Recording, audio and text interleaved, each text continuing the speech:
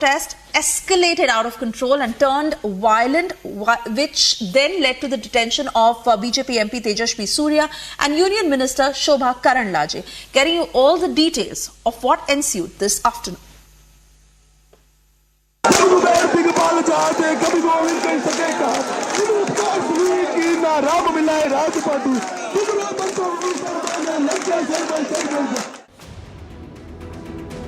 A day after an altercation allegedly broke out between a shopkeeper and a group of men for playing Hanuman Chalisa during Azan,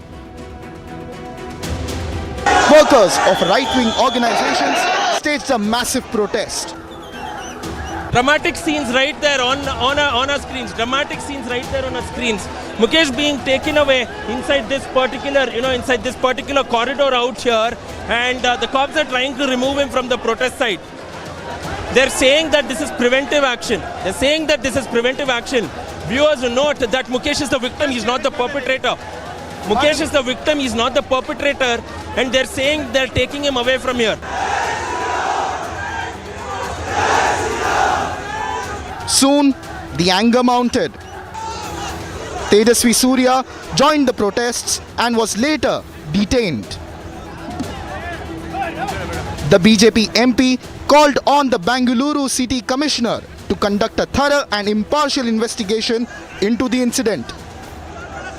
However, the protests refused to die down. This is a sit-in protest. Look at this. The entire road has been blocked off completely. This is a sit-in protest out here, and all of them are asking the people to sit down here and not to vacate until the police come here, the government comes in here, and also given an official explanation as well. And hours after the BJP MP Tejashwi Surya led protests, Congress has written to the Election Commission, alleging that the BJP MP raised communal slogans ahead of the Lok Sabha polls. The shopkeeper who was attacked has been put under tight security. The reason was I was playing Hanuman Chalisa. That was the only reason. In India, I can't play Hanuman Chalisa. If I play Hanuman Chalisa, I'm not safe, I think. You are saying that you were playing Hanuman Chalisa and that was the only reason that you were attacked? Yes, sir. That was the only reason. There is major anger against the act of alleged intolerance in Bengaluru. Bureau Report, Republic TV. And upping the ante against the Siddaramaiah government, BJP has demanded immediate action against the perpetrators. Listen into this exclusive conversation with BJP MP Tejashwi Surya and what Shobha Karandlaje said on the matter. Are contemplating action against the victim himself. And the government speaks of building brand Bengaluru. I want to ask the Chief Minister and the Deputy Chief Minister. You speak of building a cosmopolitan city, you speak of building brand Bengaluru. How can you do so with this kind of a law and order situation? What happened to Mukesh yesterday could happen to any person sitting and going about his business honestly in a calm, unprovoked manner anywhere in the city. The CCTV footage is clear. He was sitting in his shop, playing a bhajan on his Bluetooth speaker. He never even stepped out of his shop, premises of his shop. Unprovoked, a few people come inside, begin an altercation, start an argument, pull him outside of his shop and assault him grievously. And the police and the state, instead of supporting the victim, giving him justice swiftly, places the victim under house arrest, contemplates filing of cases against the victim, and those who want to support him and demand justice, they are detained. This is an unfortunate reality of Karnataka today. Anti-Hindu government. Whenever Siddaramaiah comes to power, he always acts against Hindus. this is the example for that, because that boy also arrested. This is really ridiculous. एक बंदे आते हैं तमिलनाडु से, इधर cafe में बम रखता है. दूसरा दिल्ली से आता है, इधर पाकिस्तान जिंदाबाद बोलता है विधान सौदा में. तीसरा आता है केरल से, वो हमारा कॉलेज लड़कियों के ऊपर एसिड डालता है. इधर का लोग प्रोटेस्ट किया मगर कुछ नहीं हुआ. ये सरकार कौन कौन आरोपी है, अपराधी है, उसका खिलाफ कार्रवाई नहीं करते हैं, क्योंकि केवल वो माइनॉरिटीज है. कल भी वो लड़का मुकेश का गलत क्या था, ये उसका दुकान में बैठे थे, बाहर लाके उसको अटैक किया. किसके लिए? केवल हनुमान चालीसा उधर सुना रहे थे, खुद सुनते थे उसके लिए. ऐसा घटना केवल कर्नाटक में हो सकती है, क्योंकि सिद्धरामैया, डीके कुमार, परमेश्वर सब वोट बैंक के लिए माइनॉरिटीज को प्लीजिंग करने में लगे हैं. इसके कारण ये सब हो रहे हैं. इसलिए मैं मांग करती हूँ, Parameshwar totally is failed to maintain law and order. That's why I request Siddharamaiah to sack him out. And Republic confronted Karnataka Chief Minister Siddharamaiah over the inaction in this case. Watch how he evaded our questions. Only after the meeting.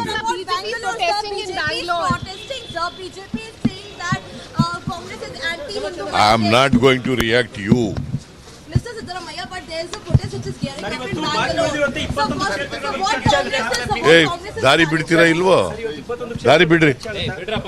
Please. Hey, bidri, Dari bidri. Now, I do not want to react to you. Why you are asking the question again? No, BJP as a party is always creating any issue as Hindu and Muslim. They wanted to consolidate the Hindu votes, and that is the reason they are raising this issue as a communal issue. But as a Congress party, we raise and discuss issues, particularly issues concerned to people like unemployment, development, and which are the real issues of the people, we are taken up. But BJP is always converting every issue as a issue of communal base. Even if it is not a communal, they wanted to make it a communal issue. But Hanumantaiah, sir, a youth was badly thrashed while he was reciting Hanuman Chalisa in Bangalore. He was thrashed by Muslim youths, and no action was taken. And No. As the BJP is saying, what is the problem? No, I am very firmly telling you, any law and order issue will be dealt by the government very strictly and seriously. But how would you like to respond to the anti-Hindu mindset? Congress is more Hindu than anybody else. We have been elected in Karnataka with 136 seats. That doesn't mean that we are anti-Hindu, so we have been elected. It is not correct. What is the issue with recital of Hanuman Chalisa? Today, No, BJP leaders are detained. No. See, there are so many issues which has come up in Karnataka, which BJP is not concentrating. Only on this issue they are making a national issue, which I don't say it should not be made, because it is an issue which has to be taken up. And there is a police, they will definitely take it up, and they will solve this issue as per legal proceedings. And that I don't want to make it a controversial issue just because it is Hanuman Chalis or somebody, maybe the other religious group has done this. Moving on, it now seems like trouble for Roundup is nowhere close to an end. This as the Supreme Court today came down heavily on Patanjali Ayurveda for failing to respond to a contempt notice for issuing misleading advertisements and ordered Roundup to appear before it. Now, to take you back in time and how it has all panned out, the Supreme Court last month pulled up Patanjali for prima facie violation of its assurances about its products and statements claiming their medicinal efficacy. The court had issued a notice to Patanjali and Balakrishna asking why contempt proceedings should not be initiated against them. Getting you all the details, and before that I'm being told that Saqib is also with us on the broadcast as he gets us details from the business desk. Saqib, not only have the shares of Patanjali taken a huge hit, but the top court asking Ramdev to appear personally. Take us through the details of how trouble is mounting for Patanjali and what is likely to happen next in terms of the court hearing. If you remember, Suesha, the last time when the court came down heavily on Patanjali, that was in the last hearing, the court had said that there's nothing such as a permanent relief. There's either permanent cure or there's death. In today's scheme of things, in the hearings, the Supreme Court, the two-judge bench was as strong as it could get. It came down heavily on the Patanjali group, said that you are taking the country for a ride. And at the point in time when the Patanjali top boss, the yoga guru Ramdev, was asked to appear in the court, the counsel for Patanjali, Mukul Rohatgi, questioned and quipped that why is Ramdev to be called to the court? To which the Supreme Court bench said enough is enough. In fact, the Supreme Court judge saying that till now our hands were tied and now we will walk the talk. As far as the case, as you asked, the case in the coming days is concerned, now this is going to be a wait and watch game. The yoga guru Ramdev has been asked to appear in the court, and the personal appearance of Ramdev, would he not? Everybody would be waiting and watching that day of the court hearing. Meanwhile, as you pointed out, the shares of Patanjali, they took a beating at the share market today. At the time of the market closure, Patanjali shares hitting a day's low of around 5.5%, 5.26% to be precise. And there's a concern. The case and the Supreme Court observation also opens a larger Pandora box. You know, you have a medical system set up where you have the alternate medicine, which has a ministry to it, the Ayush ministry. In fact, the Ayush ministry members were also present at the hearing, and the court has been time and again telling the Ayush ministry that the ministry, which is the regulator for the alternate medicine, that what is your role? Are you doing enough? What is it that you're trying to, plug in the loopholes that are there from the Ayurveda and the other alternate medicines? But let me tell you, Suesha, this observation from the court and court coming down hard on Patanjali is a larger message to many such players who are existing in this ecosystem of the alternate medicine.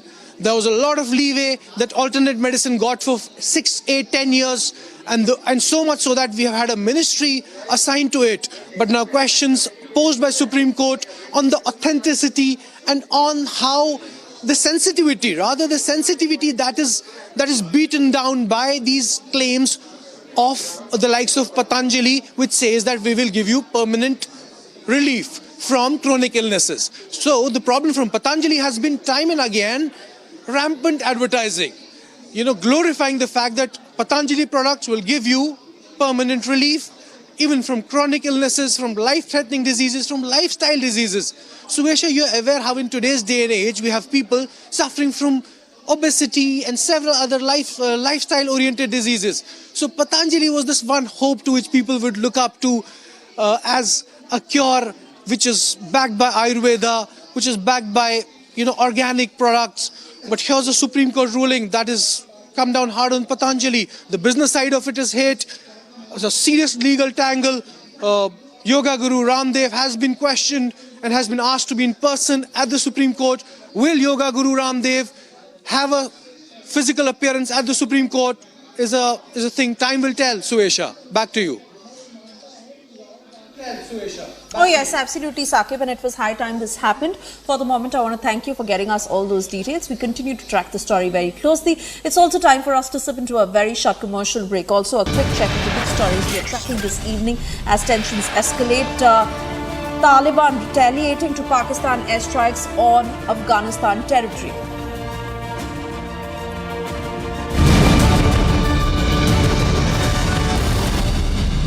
US and THE, the world's foremost university rankings organizations, have ranked Amity amongst the top 3% universities globally, making it among the very few Indian universities to be included in both rankings. Yet another top ranking for Amity University. The opposition's response to the general election dates being announced on Saturday afternoon has been strange, to say the least. One side, you have the Prime Minister, who has been in fifth gear, declaring that June 4th will be the historical day of the BJP delivering record numbers. You have the BJP entire machinery hour by hour having parallel rallies, road shows, campaigns, and on the other side, you have a series of statements by the hour from the NDA Alliance flying as thick and fast, rapidly, not to make their case before the electorate, but to thrust the doubt on EVM. Yes, ladies and gentlemen, the blame EVM campaign has started. It's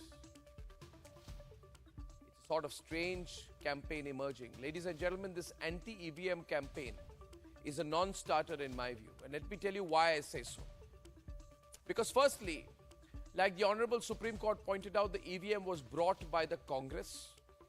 Now the same opposition is doubting it. The Congress said that the EVM is a great invention when it was in power and brought it. Now the same machine, the same system is terrible, is evil. Number two, it's a non-starter because the first Lok Sabha elections that the EVM was brought in for 543 constituencies was 2004. So is the Congress viewpoint that the same EVMs were working in favor of the Congress party in 2004? In 2009, when they came to power using EVMs, it was okay. Or are they saying that the BJP sitting in the opposition magically programmed the same EVMs and the BJP told the EVMs in 2004, 2009 to vote for the Congress? What's the logic here? Point number three. The EVMs have been in existence in one form or the other since 1982, and as of today, the EVMs and VVPAT machines have the sanction of Parliament. Number four, the sanctity of EVMs has been upheld by even the courts. In fact, the Election Commission a few years ago invited political parties to prove how EVMs could be tampered.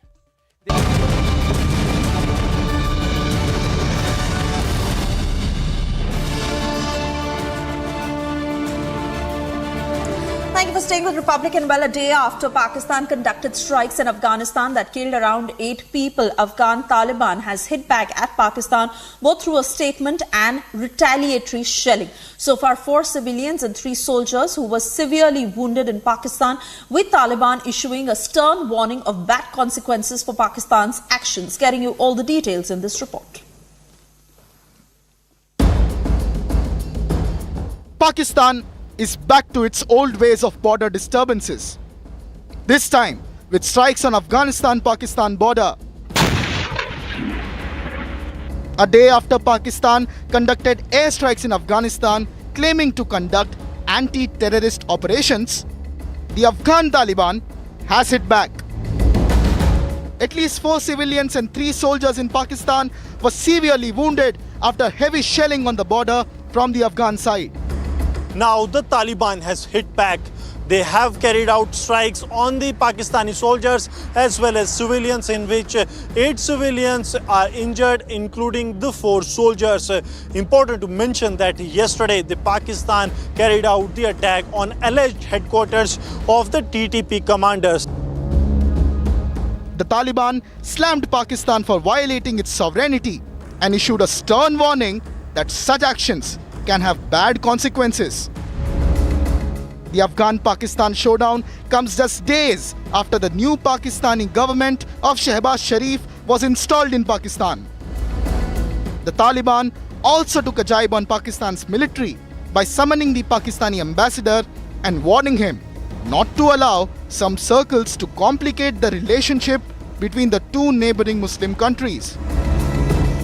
After repeated strikes from Iran in recent months, and heavy retaliation from Taliban on the Afghanistan border, is Pakistan's decision to fight at 2 fronts a good idea in its present economic situation? Bureau Report, Republic TV. Thank you. And those are the details that are coming in as we now have to slip into a short commercial break. But before that, Kaswar is who I can see on our screens right now, as he's there to give us all the details of the tension that is running between Pakistan and Afghanistan. Kaswar, what more details are you picking up from the ground in terms of how Pakistan is likely to react, and how long will this go? Well, let me tell you that the situation between Pakistan and America of Afghanistan is really tense. Today, two Pakistani soldiers, including a senior Pakistani soldier, they were martyred, and 8 others got multiple bullet wounds as well. This is just for being there. I'm telling you that the Pakistani authorities have, soon after the attack, they have to suspend all kind of traffic at Chaman border and Torkham border. So practically, the border between Pakistan and Afghanistan remains suspended. And it was the first day today that it got suspended. On the other hand, Pakistani authorities fear the backlash of the action or reaction from Pakistan's airstrike as well. And Pakistan's forces have been red alert on the western border. And this is going to be first time in last 3 to 4 years that the Pakistani side is visibly tense, and they have to increase the deployment at border with Afghanistan. This is unprecedented. And I'm telling you that followed by the airstrike, which was revoked by the Afghanistan side as well. And I am getting from the sources is that Pakistan has advised its embassy there in Kabul to limit all of its operations. So practically, after the limitation of the movement and the work of Pakistan, the embassy stop in Kabul, so practically the diplomatic relation between the two countries have come to standstill. So this is unprecedented, and this kind of reaction from Taliban government, or even on the other hand, we can say that the reaction from the Afghanistan side have been harsh, and the Pakistani government is realizing it. And lastly, the new national government here in Pakistan, it is going to be very, very difficult for the government of Prime Minister Shehbaz Sharif to cope with the situation. Remember that last weekend, 8 Pakistani soldiers were martyred. Today, 2 other Pakistani soldiers, including a senior official, have been martyred. So this kind of reaction has never been seen in the history of Pakistan and Afghanistan, and in the history of Pakistan-Afghanistan border as well. So this is just the beginning. All kinds of factors have been suspended, and we don't know what the future for Pakistan-Afghanistan diplomatic relation holds for. Okay, thank you, Kaswar, for getting us all those details. So on that note, we slip into a short commercial break. Also, a quick check of what's lined up on the other side. MNS Chief Raj Thackeray is in the national capital amid speculation of NDA entry. Sources say that seat-sharing pact has been finalized. That and much more on the other side. Do stay with us.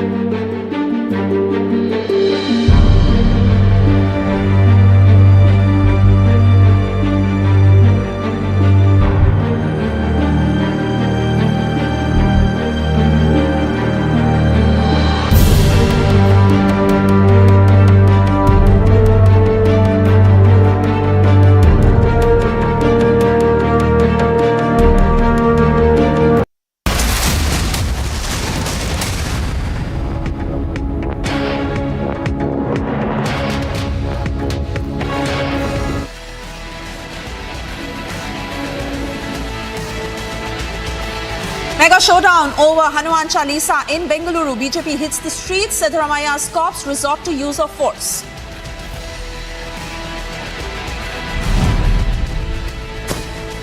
MNS Chief Raj Thackeray in the national capital amid speculation of NDA entry. Sources say seat sharing pact finalized. Pashupati Paras tries to out-twist the BJP, resigns as cabinet minister as NDA seals the deal with Chirag Paswan.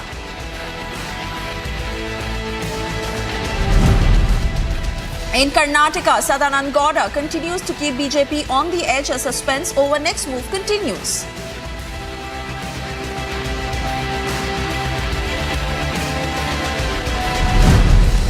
बार बार हिंदू आस्था पर अपमान क्यों करते हैं आप? कोई नई बात तो है नहीं। आप सुविधा के लिए चुनावी हिंदू बनते हैं, लेकिन मन में हिंदू आस्था का अपमान होता है। Big political face-off over Rahul's Shakti insult. BJP says denigrating Hindu idols is Congress's political campaign.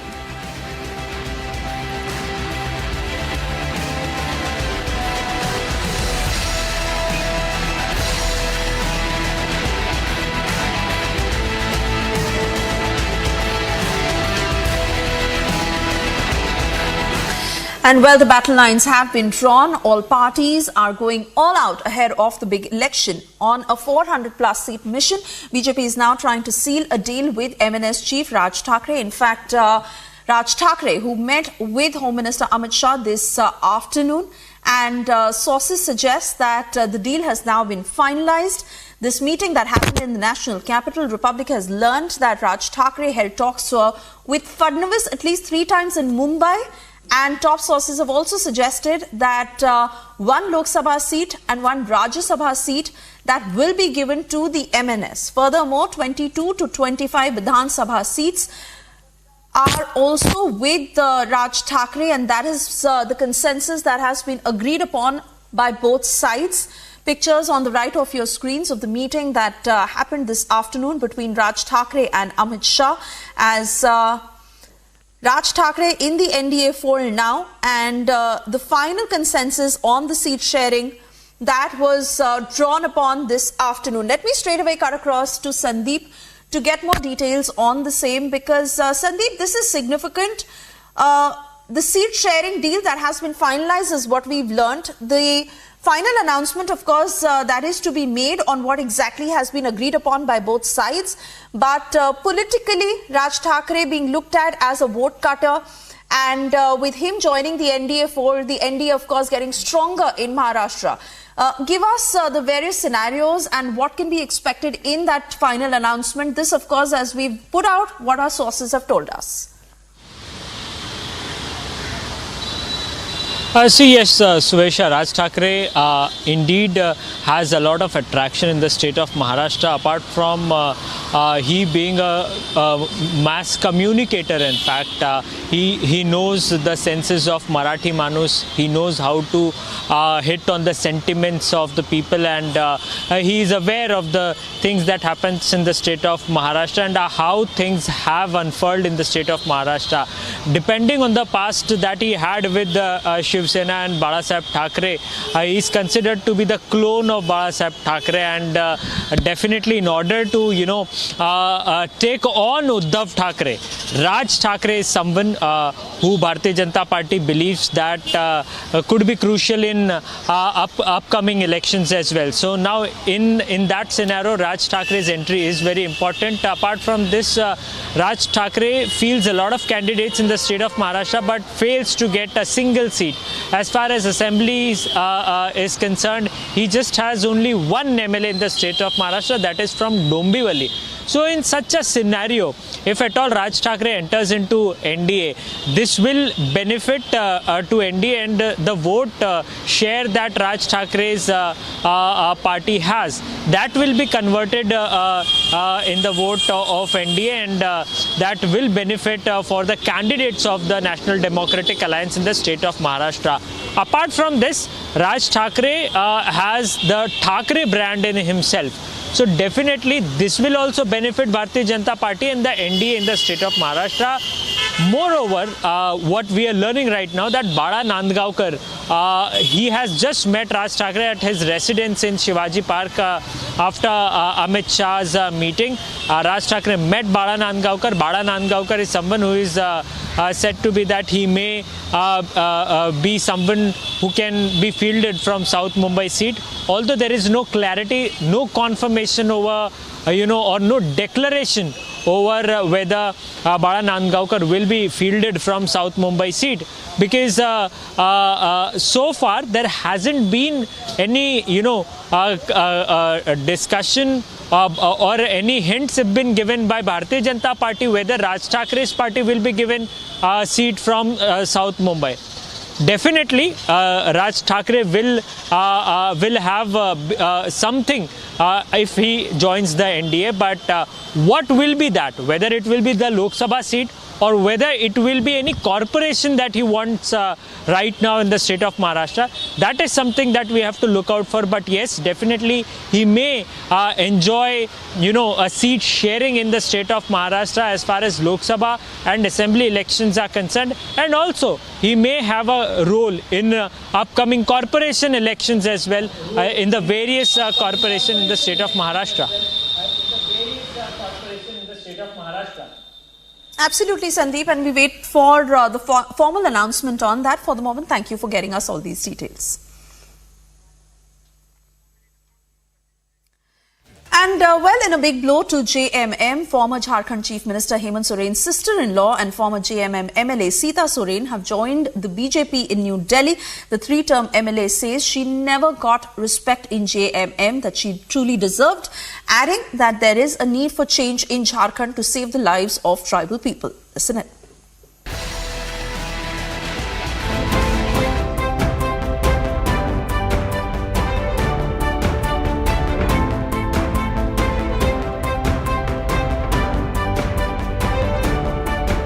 14 साल हम पार्टी को चलाए और 14 साल में जो मुझे पार्टी की तरफ से सम्मान मिलना चाहिए था, जो मेरा हक है, क्योंकि घर से भी बड़ी बहू हूँ और बड़ी बहू को हक नहीं मिल रहा है, लेकिन मंझली बहू को मिल जा रहा है हक। उनके पीछे पूरा बैकअप है और मेरे साथ कोई नहीं है। क्यों नहीं है मेरे साथ कोई? क्योंकि मेरे स्वर्गीय पति का बनाया हुआ, खड़ा किया हुआ ये पार्टी है और आज हम कहीं क्यों नहीं नजर आ रहे हैं। तो ये बहुत बड़ी अधिकार की बात है। अधिकारों की लड़ाई सब कोई लड़ते हैं, क्योंकि जो सपना रहा है झारखंड को अलग राज्य क्यों बनाए हम लोग, बाबा ने और स्वर्गीय दुर्गा सोरेन जी ने क्यों बनाया? क्योंकि वहाँ के कई दबे कुचले लोग हैं, हमारे गरीब आदिवासी लोग हैं। खनिज पदार्थ से तो भरा हुआ राज्य है, लेकिन विकास से क्यों अछूता है? वहाँ के लोग आए दिन पलायन कर रहे हैं, बाहर नौकरियों के लिए जाते हैं और उनके साथ कई ऐसे घटनाएं होती है, कई लोग तो लौट भी नहीं पाते हैं। तो इस राज्य को किसने गरीब बनाया? 24 साल में भी हम सुधारने के दिशा में नहीं है, तो एक बड़ा फैसला, बड़ा निर्णय लेना होगा हमको, मैंने सोचा। और ये विकास कहाँ से होगा, किस तरह से होगा? मोदी जी का सोच को देखते हुए, जिस तरह से पूरा भारत के लिए मोदी जी काम कर रहे हैं, भारत को किस तरह से विकसित राज्य बनाया जाए, देश और दुनिया में उनका चर्चा होता है। अभी पूरे तरह से बदलाव आने वाले हैं। हम लोग पूरे के पूरे 14 सीटों में कमल को खिलाएंगे। Moving on to news from Karnataka, where BJP top leader Satender Gowda continues to keep BJP on the edge. Gowda held a high-level meeting with board members of Vokaliga Sangh. Furthermore, even Congress has now announced its candidate on the Kolar seat, as Gowda will announce his decision tomorrow, following which Congress will take a final call on Bengaluru North and Bengaluru Central seat. Let me straight away cut across to Prajwal, who's tracking all the details on the same. Prajwal, suspense looms large over which side is Satender Gowda likely to go. He has expressed very clearly that he's been sidelined in the BJP. Also, how the Congress has been sending him feelers. Tomorrow the picture will be amply clear, but what more are you picking up from the ground at this point? First and foremost, Suyesha, the all-important meeting with the Vokkaliga Sangha did conclude, and he's also spoken to the treasurers and the working members, including the presidents of the Vokkaliga Sangha as well. Secondly, he's also now going ahead and collecting an opinion poll in this regard too, and he's also holding a high-level meeting at his residence with many of the BJP cadres from the Bengaluru North Lok Sabha constituency where he was working in. So this is the third such meeting since this morning now, so that he's going on to collect these opinion polls. Thirdly, he's also trying to meet and seek support from leaders from other parties, is what sources are stating. It is still not been confirmed. And last but not the least, Deputy Chief Minister D.K. Shivkumar also unabashedly stating that yes, he did go ahead and approach a few of the BJP MPs, and it was in fact D.V. Sadananda Gowda that he has extended an olive branch to, and he would be happy to bring in Sadananda Gowda to the party, and he would be going on to contest on a Congress ticket if Sadananda Gowda wishes to join the Congress, Suyesha. Right, Prajpal, it will be interesting to watch to what happens tomorrow. And like we were discussing previously, that BJP is certainly concerned over how the dissidence is increasing on the ground in Karnataka. Now, how exactly are they addressing this issue is also important to watch out for. For the moment, thank you for getting us all these details.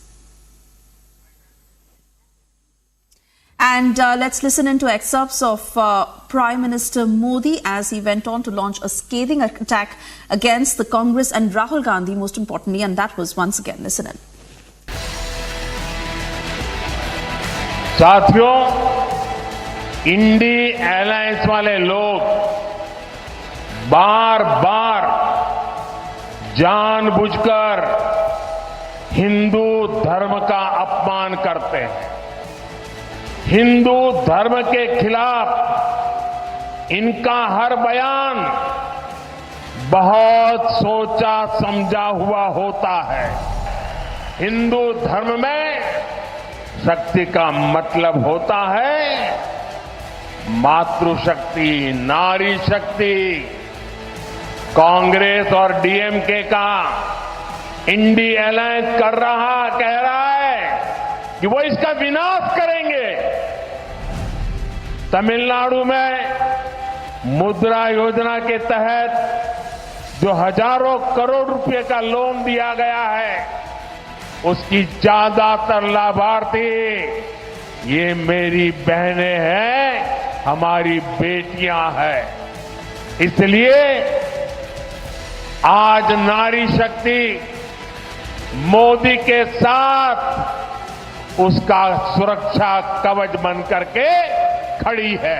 Tamil Nadu में महिलाओं के खिलाफ अपराध बढ़ रहे हैं।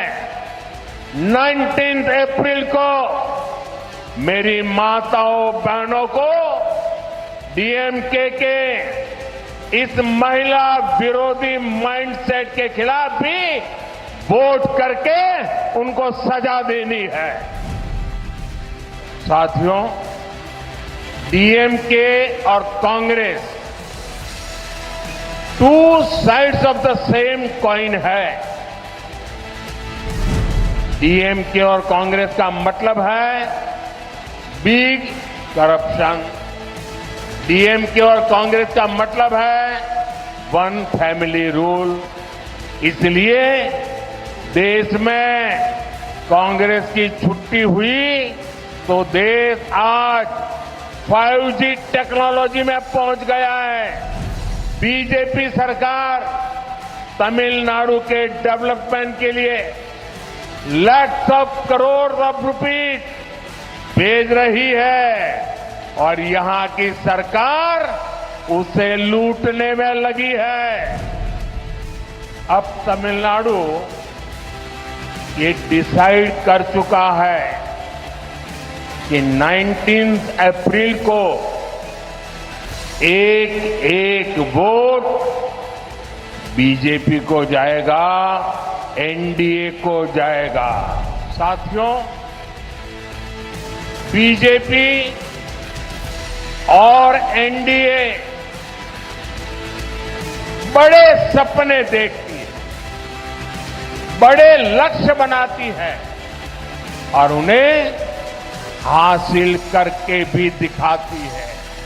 हमारी industry आत्मनिर्भर भारत के मिशन को आगे बढ़ा रही है।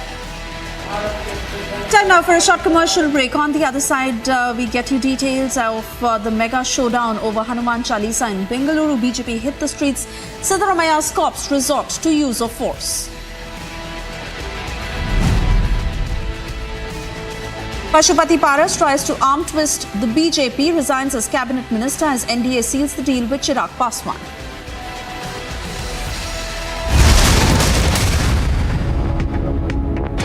QS and THE, the world's foremost university rankings organizations, have ranked Amity amongst the top 3% universities globally, making it among the very few Indian universities to be included in both rankings.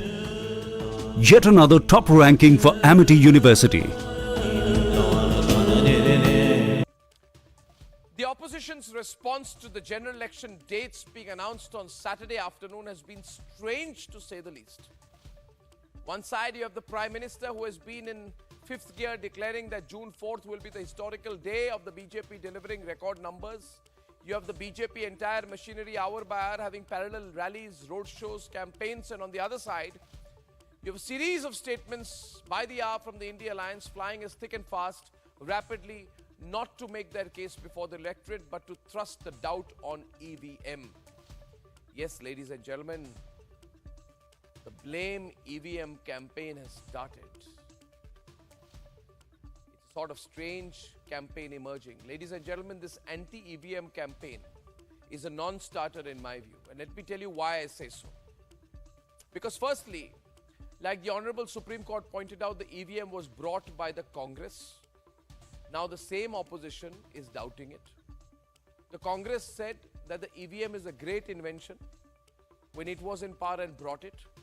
Now the same machine, the same system is terrible, is evil. Number two, it's a non-starter because the first Lok Sabha elections that the EVM was brought in for 543 constituencies was 2004. So is the Congress viewpoint that the same EVMs were working in favor of the Congress party in 2004? In 2009, when they came to power using EVMs, it was okay. Or are they saying that the BJP sitting in the opposition magically programmed the same EVMs and the BJP told the EVMs in 2004, 2009 to vote for the Congress? What's the logic here? Point number three. The EVMs have been in existence in one form or the other since 1982, and as of today, the EVMs and VVPAT machines have the sanction of Parliament. Number four, the sanctity of EVMs has been upheld by even the courts. In fact, the Election Commission a few years ago invited political parties to prove how EVMs could be tampered. They brought EVMs from 10 states and challenged any political party to prove how they could be tampered, and not one political party was able to prove any tampering.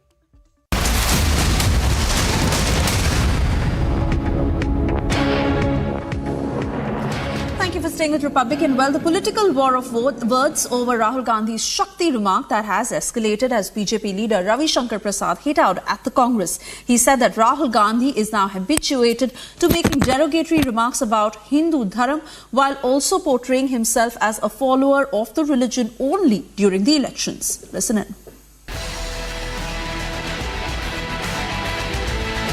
This is a Congress party led by a divisive mind, Maoist thought, an anti-Hindu thought. Mr. Rahul Gandhi is completely in the sway of these elements. Rahul Gandhi जैसे तत्वों के प्रभाव में हैं. उनके शब्द आपने बहुत सुने हैं, लेकिन मुझे उनके शब्द को भी रखूंगा, जो स्पष्टीकरण आया वो भी रखूंगा. ये राहुल गांधी के एग्जैक्ट शब्द मैं कोट कर रहा हूं. हिंदू धर्म में शक्ति शब्द होता है, हम शक्ति से लड़ रहे हैं. माने हिंदू धर्म के शक्ति की कल्पना से हम लड़ रहे हैं. राहुल गांधी जी ऐसे अपमानजनक शब्दों का प्रयोग आप किसी अन्य आस्था के बारे में कर सकते हैं? आपके करने की हिम्मत है? आपको करने दिया जाएगा? Mr. Rahul Gandhi, do you have the courage to speak in the same derogatory terms with regard to the fundamental principles of faith of other religious thoughts or their gods? तो ये आप नहीं करते. जरा शांत रहें, काइंडली, बड़ी कृपा होगी. तो ये बार बार हिंदू आस्था पर अपमान क्यों करते हैं आप? कोई नई बात तो है नहीं. आप सुविधा के लिए चुनावी हिंदू बनते हैं, लेकिन मन में हिंदू आस्था का अपमान होता है.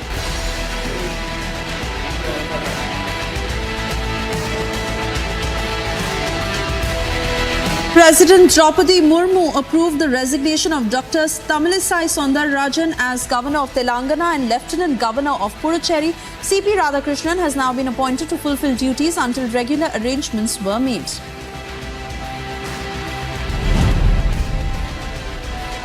In a significant move, Haryana Chief Minister Nayaab Singh Saini conducted his inaugural roadshow today in Ambala, gearing up for the forthcoming Lok Sabha elections in 2024. The roadshow, spanning from Panchkula to Karnal via Ambala and Kurukshetra, preceded the commencement of the state's election campaign. आज हम देख रहे हैं लोगों का उत्साह, लोगों का जोश. आज मैं सुबह नड्डा साहब से चला 7 बजे से लेकर के और 12 बजे तक, 12 साढ़े 12 यहाँ पहुँचा हूँ. लोगों का जो उत्साह, जो जोश, रास्ते के अंदर जो उनको उत्साह देखने को मिला है, मैं इस बात के ऊपर कह सकता हूँ कि 10 की 10 लोकसभा की सीटें यहाँ से बड़े मैंडेट के साथ जिता करके नरेंद्र मोदी जी के पास भेजने. Karnataka BJP President B.Y. Vijayendra conveyed optimism about resolving seat-sharing concerns with JDS, affirming discussions with national leaders and former PM H.D. Devegowda. He acknowledged a communication gap in Kalaburgi regarding the invitation of JDS MLAs for a rally, pledging to address the issue.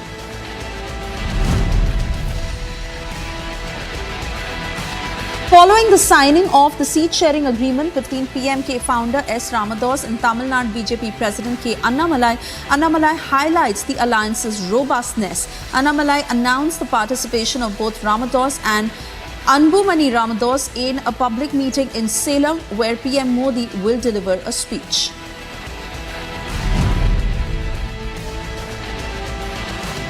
Derek O'Brien of TMC advocates for a Supreme Court monitored election following the Election Commission's decision to transfer the Bengal DGP, intensifying the political discourse ahead of the polls.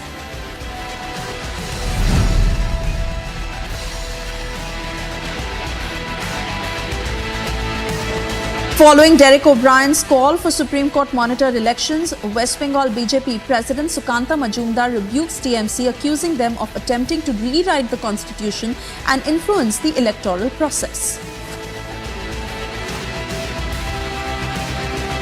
Derek O'Brien और TMC के जो leaders हैं, वो आप constitution को नया बनाएंगे. हम एक काम करते हैं, ममता बनर्जी को ही नया कॉन्स्टिट्यूशन लिखने के लिए दे देते हैं. उनके मर्जी से जो लिखेंगे वही होगा. ईसीआई है, ईसीआई जो काम करता है वो एक संवैधानिक संस्था है, तो उनको अधिकार दिया है संविधान के द्वारा कि इलेक्शन हो कराए. हाँ, स्टेट इलेक्शन की तरह तो ईसीआई सेंट्रल इलेक्शन कमीशन तो नहीं चलाएगी कि ममता बनर्जी जो बोलेगी वही करेगी. ये तो नहीं हो सकती.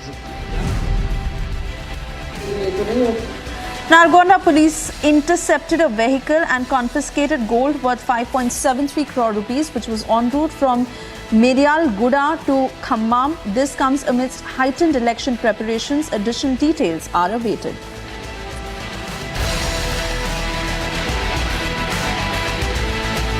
Time now for a short commercial break. On the other side, Pashupati Paras tries to arm twist the BJP, resigns as cabinet minister as NDA seals the deal with Chirag Paswan. Big political face-off over Rahul's Shakti insult. BJP says denigrating Hindu idols is Congress's political campaign.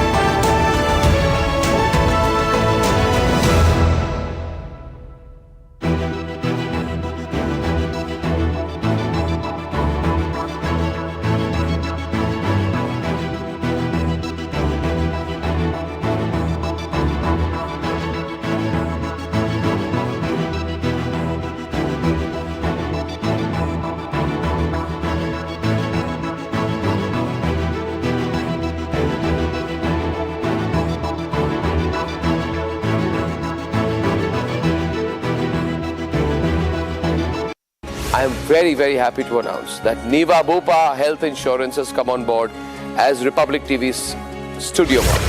Niva Bupa Health Insurance is the fastest growing company among standalone health insurance players in India. It has also provided health insurance coverage to 1.1 crore people in India and settled over 15 lakh claims, processing one claim every 60 seconds. So we are delighted to be partnering with them.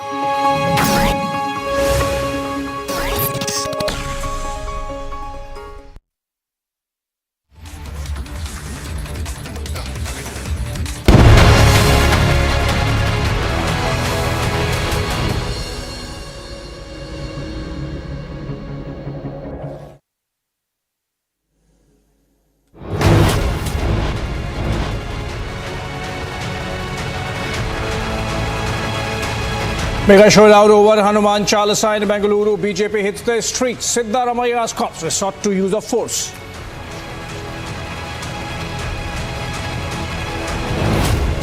MNS Chief Raj Thackeray in National Capital amid speculation of NDA entry. Sources say seat sharing pact finalized.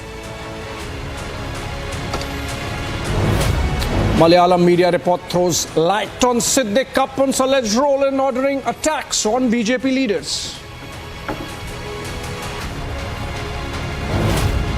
CA Rao reaches top court centre, seeks more time to reply on all pleas challenging the citizenship law.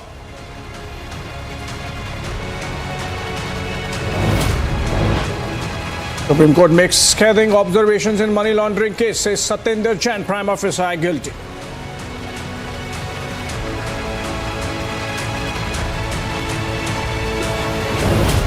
Tensions escalate as Taliban retaliates to Pakistan airstrikes on Afghanistan territory.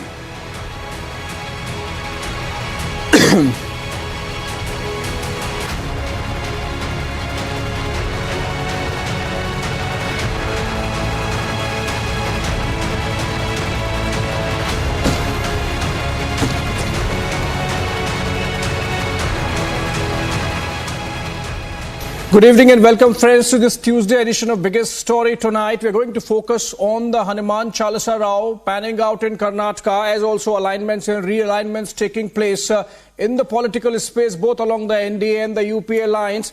But then the biggest story we are focusing on is a breaking one. A year after UAPA accused Kerala-based journalist Siddiq Kappan was granted bail after serving more than 2 years behind bars, a report has surfaced describing how he directed the banned Islamic terror outfit Popular Front of India hit squad to assassinate BJP leaders Parvesh Sahib Singh Verma and Kapil Mishra following the 2020 anti-Hindu riots in Delhi. Now these are fresh reports coming in, first appearing in Malayalam media and then going on to the national media as well. It's important because a narrative was sought to be built around Siddiq Kappan, that he is an innocent journalist, that he has been wrongly implicated, that he has been incarcerated for 2 years without any evidence. But now we are getting this information through NIA sources, and it's a significant one, which is that PFI cadres in the custody of NIA have revealed that Siddiq Kappan was in fact instigating them to carry out a murder plot. Siddiq Kappan was sort of providing them an ideological basis to carry out this act of violence. Of course, they did not succeed. Siddiq Kappan is the same journalist who was arrested by agencies led by UPSTF while he was on way to Hathras, where a law and order situation was emerging 3 years back. I'm told Ashwin is joining us live from Kerala, our correspondent in Kerala. Ashwin, if you can tell us what are the media reports suggesting about Siddiq Kappan and his connections with the PFI cadres who are as of now in NIA custody? Well, Abhishek, very crucial information has now come forward, and these documents which have come out from the NIA sources is saying that 3 people who have been arrested, KP Kamal, Badruddin as well as Firoz Shah, all under custody of the NIA serving sentence in Lucknow jail, has dealt out crucial information to them stating that Siddiq Kappan, the journalist who was incarcerated for 41 months, it was in fact a think tank of the PFI. Now banned outfit, the PFI. They have also revealed that they had attended a session taken by Siddiq Kapan in Manjeri in a Green Valley school, which has now been sealed by the NIA after the PFI was banned. So a session was also taken based on which a plot was made to murder some Hindu leaders as well as BJP leaders. Two names have come forward, and the Siddiq Kapan was behind it. Now, Siddiq Kapan was arrested while trying to put this plot into picture, along with that he was traveling to Hathras along with campus front leaders. He was arrested, but these three leaders who was now consternated, they were arrested 2 months later, and now this crucial information, a confession has come from none other than KP Kamal, who's known to be a PFI hit squad leader, a commander in fact. So he has confessed to the NIA, stating that Siddiq Kapan has played a crucial role, being a think tank of the now banned outfit PFI and plotting the Hathras riots and several other instances of invoking the PFI members to take arms and rebellion against the system as well. So certainly crucial information, although Siddiq Kapan is on bail, more details are awaited. Abhishek. All right. Thank you so much, Ashwin, for that perspective on what's really happened. Shawan Sen, our senior editor on investigations, also joining us. Shawan, to be very clear, these are reports first coming in Malayalam media and getting amplified through national media. And I at least have one confirmation from my sources. Ashwin also has one confirmation from his sources. We are still trying to get more details. Remember, Siddiq Kapan is out on bail, but not exonerated. But this is new information. This is damning information, Shawan, about the possibility of Siddiq Kapan having been in cahoots with some PFI cadres who as of now are in NIA custody. They are in jail and they have been questioned by the NIA. Shawan, what more can you share in terms of your understanding of what the NIA has through their interrogation of these PFI cadres about the role of Siddiq Kapan? Well, in fact, Abhishek, in the last few minutes, I've been able to put together a few more details with regards to what exactly the investigation is all about and where exactly Siddiq Kapan's role really comes in. Now, as far as his alleged links with Popular Front of India is concerned, not just the National Investigation Agency, but you had another central agency submitting a report to the National Investigation Agency with regards to his direct role with Popular Front of India. In fact, a key absconding member of the Popular Front of India was arrested by the National Investigation Agency with regards to a killing of an RSS leader in the state of Kerala.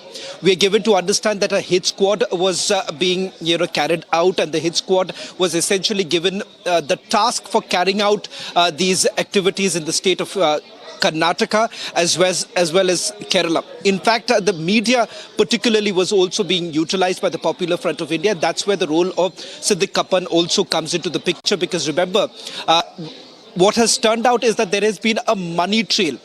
The fact that Siddiq Kapan has actually allegedly received money from members of the Popular Front of India so that their work can be carried out, particularly in states like Karnataka as well as in Uttar Pradesh too. The National Investigation Agency says that his role has basically surfaced during the questioning of a few other PFI members. And importantly, there has been a development today with regards to an RSS leader's case in which you've had a key member of the Popular Front of India to have been arrested. Now, there are two aspects that they are looking into. One, his role in states like Kerala and Karnataka, because in Karnataka itself, between the year 2020 and 2022, there were several meetings that were actually conducted by the Popular Front of India. These meetings were particularly to do with the anti-CAA protest, and we're given to understand that members like Siddiq Kapan did actually play a crucial role. Now, this is a claim that has been made by at least one of the central agency. Now, the second confirmation that I've essentially got is with regards to the role of identification of few leaders who were basically part of the hit squad, identification of these leaders from states like Kerala, in which once again Siddiq Kapan's name has surfaced. That is the reason why the National Investigation Agency is essentially pointing out right now that they have been able to gather more evidence and this evidence has been linked to Siddique Kappan. But having said that, will the National Investigation Agency really step ahead and once again call Siddique Kappan? The source that I spoke to just about a few minutes ago, they're saying that this is at a preliminary stage. But yes, his name has surfaced, particularly in the case of an RSS leader, and with regards to the funding that was allegedly received by Siddique Kappan during that very period and the meetings that he has attended in states like Karnataka and Kerala. Right. Thank you so much, Shravan, for that deep dive into the Siddique Kappan story. And remember the kind of narrative that was sought to be built by Lutyens media, Shravan, of Siddique Kappan being absolutely innocent and that there was a witch hunt going against him for having led a crusade on the Hathras victim story. It seems to be coming undone. We'll keep close track of this story as it develops with the NIA investigation going on. Thank you so much, both Ashwin and Shravan, for joining us. And we move on, still down south, staying with Karnataka's Bengaluru, where the city witnessed a mega showdown today, a day after a shopkeeper was allegedly assaulted for playing Hanuman Chalisa. The BJP today hit the streets demanding immediate action. Protest was met with a clampdown by Siddaramaia's cops. Several BJP leaders were dragged and detained. Take a look at this report to know what panned out in Bengaluru today. These are the people who are going ahead raising chants of Jai Shri Ram, because it is the entire community who are going ahead and speaking in this regard. They are protesting against the state government, against the Home Department, and stating that the perpetrators, whoever beat up Mukesh, whoever assaulted Mukesh, will have to be taken into custody as well. So these are the sort of visuals that you go ahead and witness out there on our screens, because more and more people are joining in. Shortly a while ago, we had a conversation with the Union Minister Shobha Karandlaje. She stated that the entire administration in the state of Karnataka has become anti-Hindu, and this is one of the reasons that the people this time around will not forgive either Chief Minister Siddaramaiah or else even Deputy Chief Minister DK Shivkumar as well. So the sort of mobilization that we are seeing here, this is the bylanes of Nagarath Pet, and the shop of Mukesh is right there on the corner right there, and that is the shop where he was assaulted. He came in here, he was assaulted. So more and more people now going ahead and speaking about, justice will have to be given. Justice will have to be given for Mukesh as well. We will try to speak to a gentleman even as we go ahead with showing you these visuals. आपका मांग क्या है और आप क्या बोलना चाहते हैं गवर्नमेंट? जो घटना घटी है ये बहुत दुखद घटना है। इस तरह की घटना कर्नाटक में आम बात हो गई है, और हम वो आदमी अपने दुकान पे बैठ के कोई हनुमान चालीसा अगर पढ़ता है तो वो कोई गलत नहीं है। आप लोग आके आप इनको बोलोगे कि भाई वो बंद करो, हमारा ये नमाज का टाइम हो गया, ये हो गया, ये कैसा ना है। हम कर्नाटक में रह रहे, पाकिस्तान में रह रहे, कोई समझ में नहीं आ रहा है। ऐसी घटना कर्नाटक में आम बात हो गई है, इसको तुरंत बंद रोकना चाहिए, और उस आदमी को इतना मारा पीटा गया उसको न्याय चाहिए, और आरोपी को तुरंत गिरफ्तार करना चाहिए। आखिरी सवाल, होम डिपार्टमेंट ने बोल रहा है ये आज़ान या हनुमान चालीसा का नहीं, उन लोगों का बीच पर्सनल दुश्मनी था, इसलिए उन्होंने अटैक किया मुकेश को। सर ऐसा अगर होता तो इनका सीसीटीवी कैमरा आप देख सकते हैं, पूरा सीसीटीवी कैमरा सब जगह अपलोड हो चुका है, यूट्यूब में वगैरह आप देख लीजिए। हाँ, ये 5-6 जना मिलकर अगर मारता है तो ये गलत है ना। आप कैमरे में देख सकते हैं, 5-6 लड़के मिलकर उनको मारने को आए, आराम से देख सकते हैं आप। वो कोई दुश्मनी नहीं है, ये लोग पहले झगड़े कर चुके हैं, और बार बार हर दुकान व्यापारी को परेशान करते रहते हैं। लड़के यही काम है उनका, और कोई काम नहीं है बस।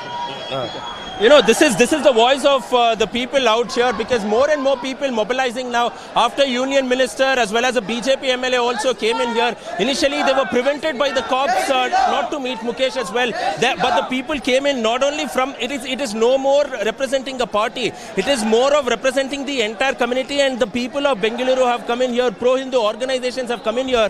Bhagat just give an overview of this entire locality for our viewers as well, so that they understand what this means for them as well. So chants of Jai Shri Ram coming in here, people will be chanting the Hanuman Chalisa, and they will be going in. They will be going in for around 1 to 1.5 kilometer over here on a march as well. And all those saffron flags that you see with images of Bajrang Bali as well as Lord Sri Ram too clearly goes ahead and denotes the sort of support that Mukesh had, because he was made to wait for 5 hours in the police station before registering an FIR, is what Mukesh as well as his family members and the people who have gathered here go on to allege. They are also demanding that the 6th person who is yet to be arrested, that perpetrator, will also have to be taken into custody. We are seeing that the Union Minister has led them on a march to go ahead and chant the Hanuman Chalisa as well. So this is this is the sort of support which Mukesh is going ahead and garnering here, and all these people demanding that the government should take serious action and none of these perpetrators should be let off too.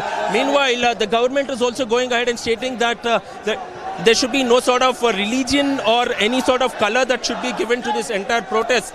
But looking at how these people are protesting, it looks like they are demanding the arrest of the 6th person who went ahead and had gone on to assault Mukesh as well. So we will not be able to go beyond this, because now the police are going on to barricade this entire street. You see that even the shops over here on this, shops have also been shut off as a symbolic protest, as a mark of symbolic protest out here. So there is also a sit-in protest is what we get to understand at this point of time by the elders of the community. And this is a sit-in protest. Look at this. The entire road has been blocked off completely. This is a sit-in protest out here, and all of them are asking the people to sit down here and not to vacate until the police come here, the government comes in here, and also given an official explanation as well.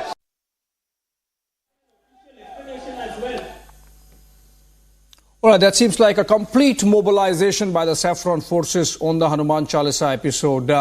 But of course, politics can't be far behind upping the ante. Against the Siddaramaiah government, the BJP has demanded immediate action against the perpetrators. Listen in. Contemplating action against the victim himself. And the government speaks of building brand Bengaluru. I want to ask the Chief Minister and the Deputy Chief Minister. You speak of building a cosmopolitan city. You speak of building brand Bengaluru. How can you do so with this kind of a law and order situation? What happened to Mukesh yesterday could happen to any person sitting and going about his business honestly in a calm, unprovoked manner anywhere in the city. The CCTV footage is clear. He was sitting in his shop, playing a bhajan on his Bluetooth speaker. He never even stepped out of his shop.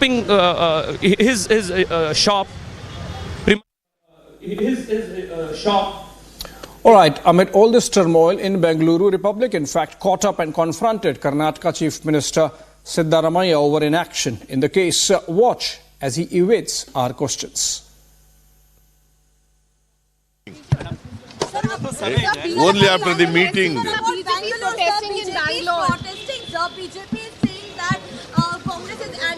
I am not going to react to you. Mr. Siddaramaiah, but there is a protest which is gearing up in Bengaluru. So what Congress is Hey, Dari bidtira ilva? Dari bidri. Please. Hey, bidri, Dari bidri. Now, I do not want to react to you. Why you are asking the question again? All right, very hectoring Siddaramaiah there, but moving on to another big story coming out of the Supreme Court. In a significant development, the topmost court of the country observed that Aam Aadmi Party leader Satender Jain, along with his aides Ankush and Vaibhav Jain, are prima facie guilty of alleged offences of money laundering. The court's observation came as it refused to grant bail to Jain in a money laundering case. A mega political face-off has now erupted, with Aam Aadmi Party rallying behind the former minister still lodged in jail. Listen in. Enforcement directorate ED Bharatiya Janata party का, प्रधानमंत्री नरेंद्र मोदी जी का मात्र एक राजनीतिक हथियार बनके रह गया है। हमारा सवाल बस इतना है कि आप कोई प्रमाण तो दिखाइए। अभी तक इन किसी भी मामले में कोई प्रमाण ना ईडी ना सीबीआई पेश कर पाई है। ये जो 100 करोड़ रुपए की कहानी है, ये कहानी पहले भी सुप्रीम कोर्ट के अंदर ईडी ने सुनाई है और सुप्रीम कोर्ट में जो 30 अक्टूबर 2023 का जस्टिस संजीव खन्ना साहब का ऑर्डर है, उसमें पैरा नंबर 12 में साफ है कि जो 100 करोड़ वाली कहानी है ये एक टॉपिक ऑफ डिबेट है, एक बहस का हिस्सा है। इसके अंदर कुछ साबित नहीं हुआ है, ना कोई तथ्य जो है ईडी ने इसमें रखे हैं। जहां तक आज इस पूरे केस का मसला है, पूरी तरह से केस फर्जी है और उसका सबसे बड़ा प्रमाण है कि 2 साल से ज्यादा हो गए, हजारों जगहों पे छापे डाल चुके ये, और आज तक एक सबूत नहीं मिला इनको। आज तक एक सबूत नहीं मिला। सुप्रीम कोर्ट ने भी पूछा कि जो बात आप कह रहे हो उसका सबूत क्या है, कोई तो सबूत लाओ।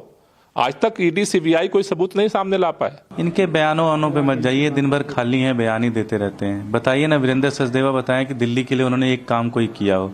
सिरसा जी बताएं कोई एक काम दिल्ली वालों के लिए किया हो।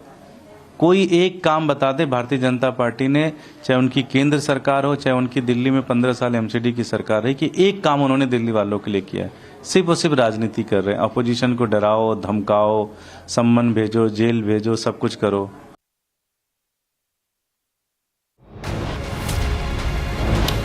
All right, on that note, we slip into a short break. On the other side, tensions escalate as Taliban retaliates to Pakistan airstrikes on Afghanistan territory.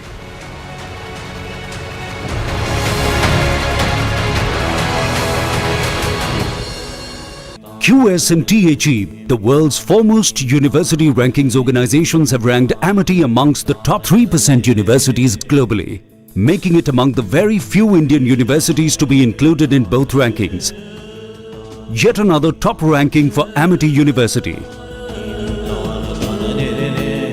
सभी 40 सीटों पर पूरा एनडीए की सभी पार्टियां अपनी पूरी ताकत से 40 के 40 सीटों पर ताकत लगाएगी। भारतीय जनता पार्टी 17 सीटें एनडीए के साथ लड़ेगी। जनता दल यूनाइटेड 16 सीटों पर एनडीए के साथ लड़ेगी। लोक जनशक्ति पार्टी 5 सीटों पर, हिंदुस्तानी अवाम मोर्चा 1 सीट पर और राष्ट्रीय लोक मोर्चा 1 सीट पर।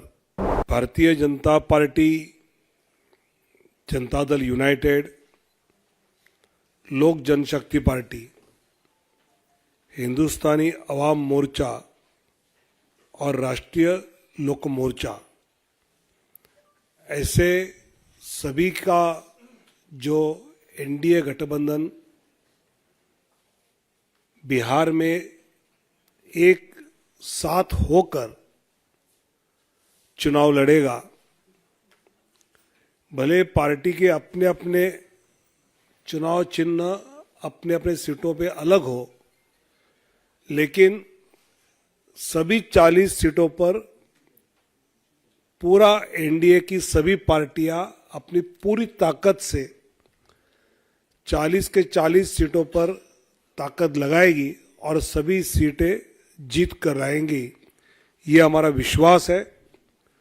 हमने कहा था कि 48 घंटे में हम सीटों का बंटवारा क्या हमें हुआ है, ये हम आपको घोषित करेंगे। और आज हमने सीटें कौन सी पार्टी के चिन्ह पर एनडीए लड़ेगी इसकी जानकारी मैं देता हूं। भारतीय जनता पार्टी 17 सीटें एनडीए के साथ लड़ेगी। जनता दल यूनाइटेड 16 सीटों पर एनडीए के साथ लड़ेगी। लोक जनशक्ति पार्टी 5 सीटों पर, Hindustani Awam Morcha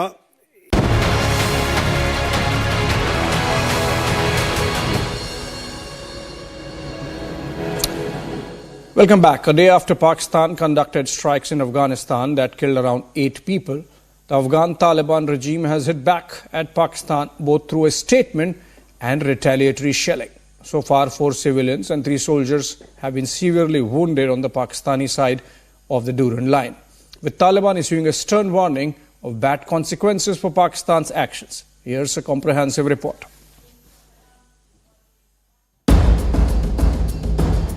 Pakistan is back to its old ways of border disturbances. This time with strikes on Afghanistan-Pakistan border. A day after Pakistan conducted airstrikes in Afghanistan claiming to conduct anti-terrorist operations, the Afghan Taliban has hit back. At least 4 civilians and 3 soldiers in Pakistan were severely wounded after heavy shelling on the border from the Afghan side. Now the Taliban has hit back. They have carried out strikes on the Pakistani soldiers as well as civilians, in which 8 civilians are injured, including the 4 soldiers. Important to mention that yesterday the Pakistan carried out the attack on alleged headquarters of the TTP commanders.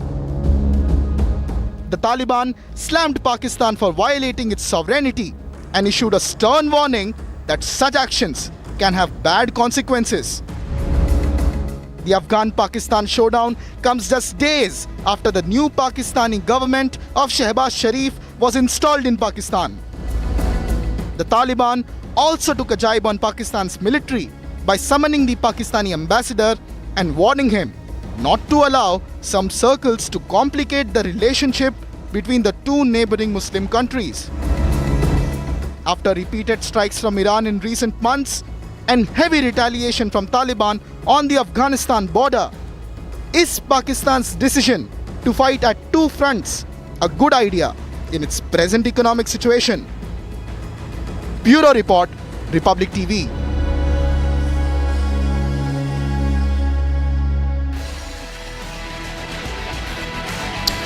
All right, we again slip into a short break.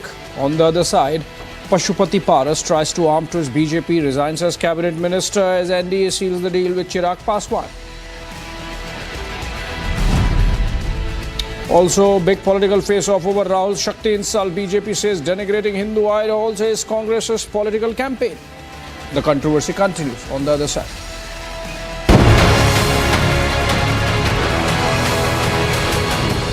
I am very, very happy to announce that Niva Bupa Health Insurance has come on board as Republic TV's studio partner. Niva Bupa Health Insurance is the fastest growing company among standalone health insurance players in India. It has also provided health insurance coverage to 1.1 crore people in India and settled over 15 lakh claims, processing 1 claim every 60 seconds. So we are delighted to be partnering with them.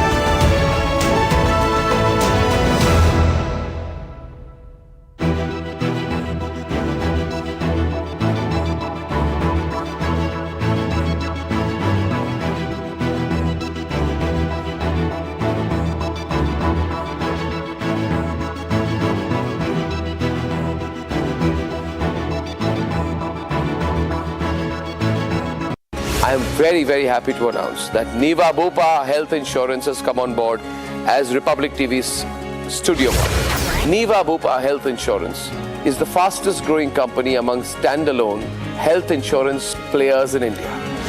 It has also provided health insurance coverage to 1.1 crore people in India and settled over 15 lakh claims, processing one claim every 60 seconds. So we are delighted to be partnering with them.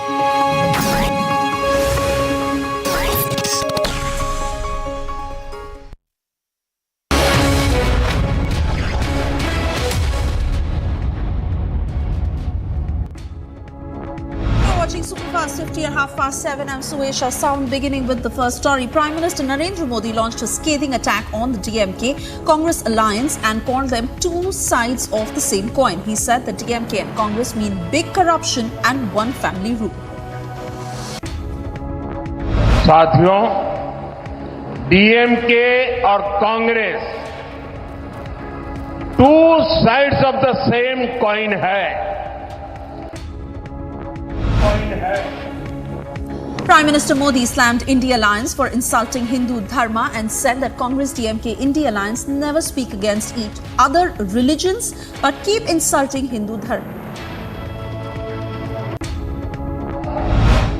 साथियों, INDI alliance वाले लोग बार बार जानबूझकर हिंदू धर्म का अपमान करते हैं.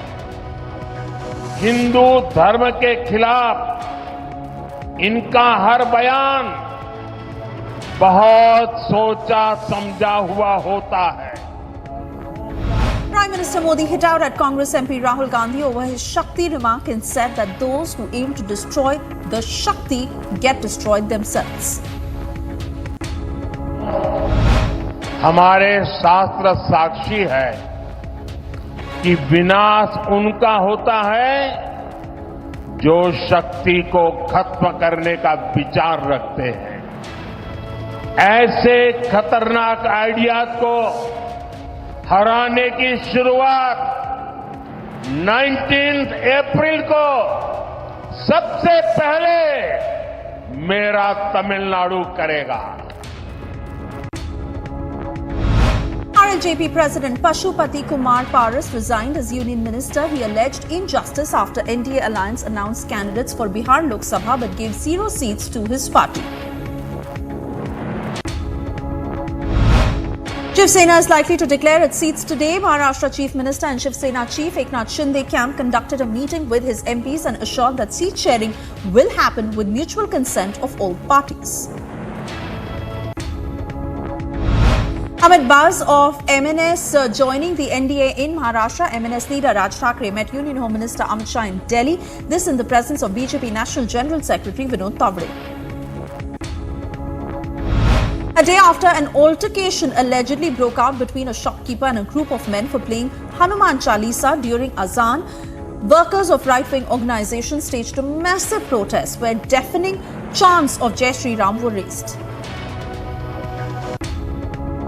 As the Hanuman Chalisa row escalated, BJP MP Tejashwi Surya also joined the protest. He was later detained by the cops.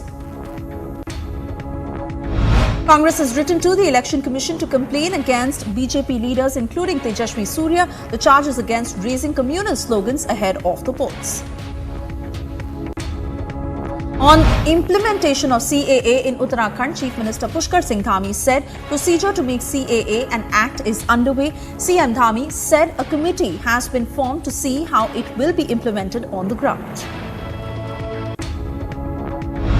राष्ट्रपति महोदया ने भी अपनी स्वीकृति हमको प्रदान कर दी है और एक्ट बनने की प्रक्रिया चल रही है. उसको कैसे धरातल पर उतारना है उसके लिए एक कमेटी बना दी है. शत्रुघ्न सिंह जी जो हमारे मूल के सचिव थे पहले, उनकी अध्यक्षता में कमेटी बनी है, वो काम कर रही है और जल्दी ही हम उस एक्ट को लागू करेंगे.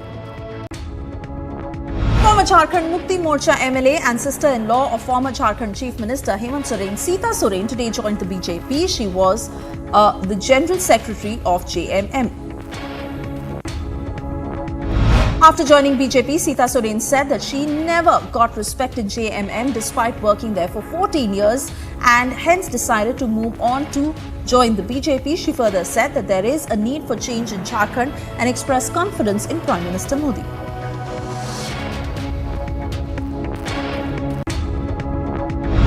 चला है और 14 साल में जो मुझे पार्टी की तरफ से सम्मान मिलना चाहिए था, जो मेरा हक है, क्योंकि घर से भी बड़ी बहू हूँ और बड़ी बहू को हक नहीं मिल रहा है, लेकिन मंझली बहू को मिल जा रहा है हक। उनके पीछे पूरा बैकअप है।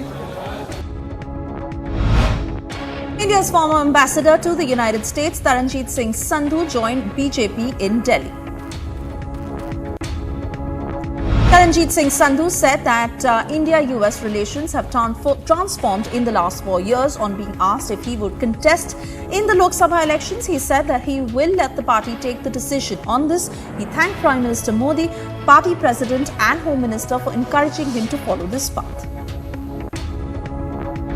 After joining the BJP, former ambassador of India to the US, Taranjeet Singh Sandhu, and former JMM MLA and sister-in-law of ex-Jharkhand Chief Minister Hanuman Soren, Sita Soren, met BJP National President JP Nadda. Congress leader Ajoy Kumar said that Sita Soren has made a huge mistake by joining the BJP. He added that people of Jharkhand are with Hanuman Soren and that they will not forgive how the BJP sent an Adivasi leader to jail in false cases. AAP leader Sanjay Singh took oath as the member of Rajya Sabha in the presence of Vice President Jagdeep Dhankar and others. This comes after a Delhi court ordered Tihar jail authorities to take Sanjay Singh to Parliament to enable him to take oath. Delhi Minister Saurabh Bhardwaj hit out at the BJP and said that BJP is trying to stop Delhi Chief Minister Arvind Kejriwal from campaigning for the elections and wants to put him in jail. He further added that BJP is scared of Aam Aadmi Party. Shiv Sena MP Priyanka Chaturvedi said that BJP is calling for more than 400 seats but in reality are not confident of winning even 200 seats. She further accused BJP of breaking Shiv Sena and added that BJP is zero in front of the people of Maharashtra. Delhi's Rouse Avenue Court extended the judicial custody of Manish Sisodia till the 6th of April. Manish Sisodia was produced before court today in Delhi excise policy case.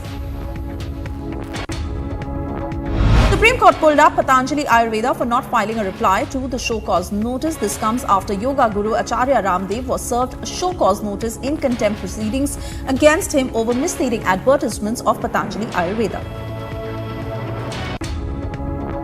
Supreme Court issued a notice to centre on the pleas related to CAA. The pleas sought a stay on Citizenship Amendment Act 2019 and Citizenship Amendment Rules 2024. The top court has asked the centre to file its response by April 8 and posted the matter for hearing on the 9th of April. Election Commission of India appoints Sanjay Mukherjee as the new DGP of West Bengal. The shuffle comes days after ECI notified the dates of the 2024 general elections. West Bengal is to go to polls in 7 phases. In a big development, Delhi's Rouse Avenue Court has taken cognizance of an ED complaint filed against Congress MP Karti Chidambaram in a money laundering case related to Chinese visa scam. Chidambaram has been directed to appear in court on the 5th of April. Ahead of Lok Sabha elections, Apni Party's Altaf Bukhari held talks with what he calls like-minded parties in Jammu and Kashmir. The Alliance Against Indie Bloc is expected to see participation of Sajjad Lone's Jammu Kashmir People's Conference and Ghulam Nabi Azad's Democratic Progressive Azad Party. Arms and ammunition were recovered from Maoists killed in a joint operation by multiple teams of C-60 and CRPF near Kolmarka Mountains today. The Maoists carried a cash reward of 36 lakh rupees declared by the Maharashtra government. Gujarat Congress leader Rohan Gupta withdraws Lok Sabha candidacy from Ahmedabad East constituency, citing personal reasons due to father's health conditions. Gupta was announced by the Congress to contest the Lok Sabha polls against BJP's Hasmukh Patel. Relics of Lord Buddha and those of his 2 main disciples, Arhant Sariputta and Maha Moggallana, were brought back to India from Thailand. These relics, revered by Buddhist followers, were on a 26-day exposition at different locations in Thailand, inviting lakhs of devotees. daily. A large number of people visited Nandgaon and celebrated Holi festival. The entire town was decorated with balloons. Security has been beefed up to ensure safety of Krishna Bhakts. In a recent event in Mumbai, Gautam Adani outlined his ambitious plans for the Adani Group's future. He said that his company had declared its path forward into several new sectors like metals, aerospace, defense, super apps and industrial clouds, among others. Listen in to what he said. It is our adoption of this principle that has led to the outcome of the Adani Group being able to continue its journey of a hyper-growth, and our journey is only just starting. A journey built on one of the most exciting platforms that has ever existed. A platform called India. Israeli forces have launched another raid on Shifa Hospital in Gaza City, accusing Hamas terrorists of using it as a base. Chief military spokesperson said that Hamas terrorists continue to operate in hospitals and civilian infrastructure in a systematic way and take advantage of patients as human shields. At least 10 people from the same family died in the Al-Nusayrat refugee camp in the south of Gaza Strip, while 6 others were trapped under the rubble after an Israeli airstrike. UN has warned that everyone in Gaza is struggling to get enough food, with nearly a third of the population of 2.3 million experiencing the highest level of catastrophic hunger. Officials also said that if Israel broadens its offensive in Rafah, the fighting could drive over 1 million people into famine. Palestinian families gather among the rubble of their houses in Rafah struggle to get food to observe the Muslim holy month of Ramadan. This comes amidst weeks of alarms raised by the UN about lingering famine in the Gaza Strip, where more than 2 million people are still living in hunger. Israeli Prime Minister Benjamin Netanyahu agreed to send a team of Israeli officials to Washington to discuss a prospective Rafah operation. This comes even as White House has been skeptical of Netanyahu's plan given mass civilian casualty in Rafah. Senior French diplomat at United Nations Nicolas de Rivière called for an immediate end to the war in Gaza. He called the humanitarian situation in Gaza catastrophic and highlighted the dire situation Palestinian civilians are living under in the wake of Israel's increasing attacks on the city. A top UN aid official for Palestinian areas is calling for an opening of all roads into Gaza for aid deliveries. He said that roads from Ashdod in Israel into North Gaza, the military road, coast road and middle road into Gaza should be used to deliver food and other supplies. Dozens of ultra-Orthodox protesters blocked roads in Jerusalem during a demonstration over a potential new draft law which could end their exemptions from Israel's military service. These exemptions have prompted widespread anger and resentment from the secular majority in the wake of the Israel-Hamas war. Ukrainian President Volodymyr Zelensky had talks in Kiev with a U.S. delegation, including Republican Senator Lindsey Graham. With crucial U.S. aid being held up in Washington, Ukraine desperately seeks $48 billion for artillery shells and air defense systems. After holding discussions with Ukrainian President, U.S. Senator Lindsey Graham asserted that U.S. will work towards a solution to free military aid and packages to Kiev and maintain their support. He added that a deal in the form of a no-interest loan might gather more votes from the Congress. Italian Foreign Minister and Deputy Prime Minister Antonio Tajani has described the Russian election as not good. Speaking at the EU headquarters in Brussels, Tajani observed that these elections were characterized by intense pressure, which made Putin's win obvious. White House has described Russian President Vladimir Putin's landslide election win as nothing free or fair. U.S. National Security Advisor Jake Sullivan said that the outcome was predetermined as Putin had closed the political space and locked up opponents. Trucks with dozens of Haitians arrived at the border town of Dajabon in the Dominican Republic, from where they were deported back to Haiti. This as residents who have been detained due to their regular immigration status in the wake of major unrest in the Haitian capital. US Supreme Court seemed likely to side with Biden administration in a dispute with Republican-led states over how far the government can go to combat controversial social media posts, while the lower court sided with the states. The Supreme Court blocked those rulings.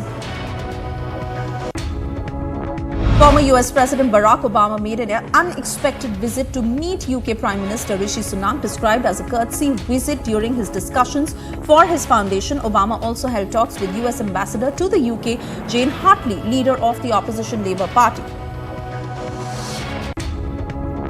An Afghan refugee has been found guilty of first-degree murder in one of 3 fatal shootings that shook New Mexico's Muslim community in 2022. The accused, Mohammed Saeed, will now face life imprisonment for killing 41-year-old Aftab Hussain in a series of murders. Hundreds of members of social organizations blocked streets in Buenos Aires to demand food for community kitchens. The protesters, being muzzled by the state police, questioned the government's adjustment policy and its lack of response to the food emergency. An attempt to repeal a 2015 ban on female genital mutilation in Gambia has stoked a controversy, even as legislation has been referred to a federal committee for further debate. Gambian activists fear the passage of the bill would overturn laws that protect girls and women. Peru's public prosecutor's office raided the home of former President Martin Vizcarra as part of an investigation into alleged corruption in a road construction program. Prosecutors suspect that Vizcarra and members of a criminal group may have sought to occupy key positions in an agency in charge of building roads in order to pocket state money. Hong Kong lawmakers resumed debates on a proposed national security law, edging closer to granting the government expanded powers to suppress dissent. The latest legislative efforts are seen as part of crackdown on political opposition after the violent pro-democracy protests in 2019.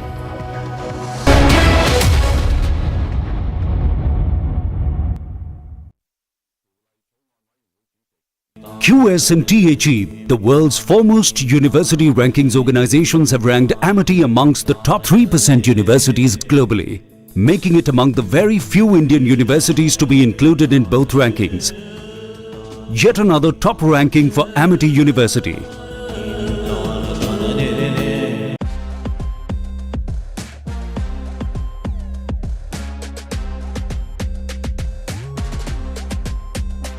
I want to support all the players that are in the squad.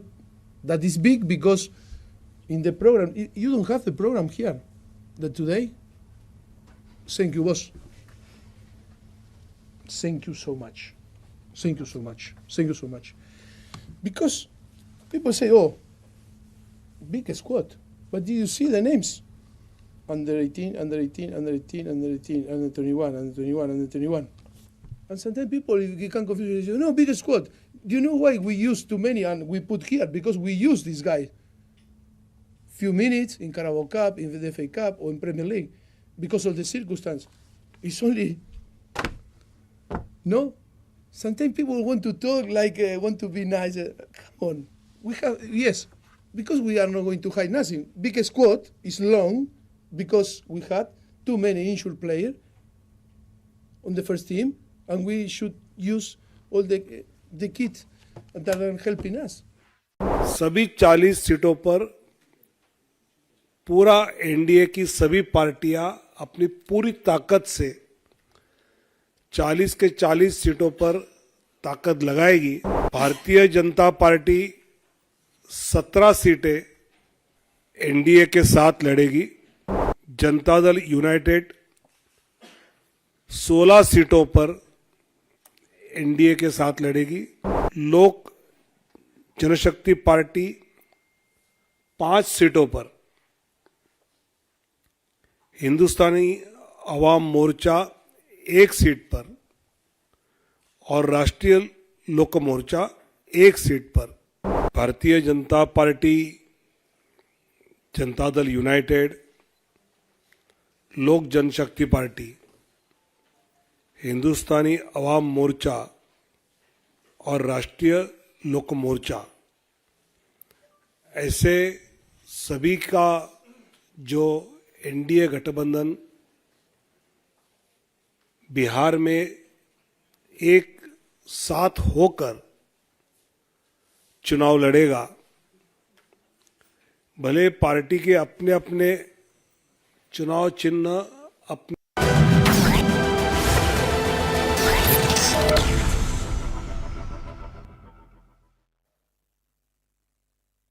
And while Karnataka's Bengaluru witnessed a mega showdown today, a day after a shopkeeper was allegedly assaulted for playing Hanuman Chalisa, BJP today hit the streets demanding immediate action. The protest was met with a clampdown by Siddaramaya's cops. Several BJP leaders were dragged and detained. Let's take a look at this report to know what panned out in Bengaluru this afternoon. These are the people who are going ahead raising chants of Jai Shri Ram, because it is the entire community who are going ahead and speaking in this regard. They are protesting against the state government, against the Home Department, and stating that the perpetrators, whoever beat up Mukesh, whoever assaulted Mukesh, will have to be taken into custody as well. So these are the sort of visuals that you go ahead and witness out there on our screens, because more and more people are joining in. Shortly a while ago, we had a conversation with the Union Minister Shobha Karandlaje. She stated that the entire administration in the state of Karnataka has become anti-Hindu, and this is one of the reasons that the people this time around will not forgive either Chief Minister Siddaramaiah or else even Deputy Chief Minister DK Shivkumar as well. So the sort of mobilization that we are seeing here, this is the bylanes of Nagarath Pet, and the shop of Mukesh is right there on the corner right there, and that is the shop where he was assaulted. He came in here, he was assaulted. So more and more people now going ahead and speaking about, justice will have to be given. Justice will have to be given for Mukesh as well. We will try to speak to a gentleman even as we go ahead with showing you these visuals.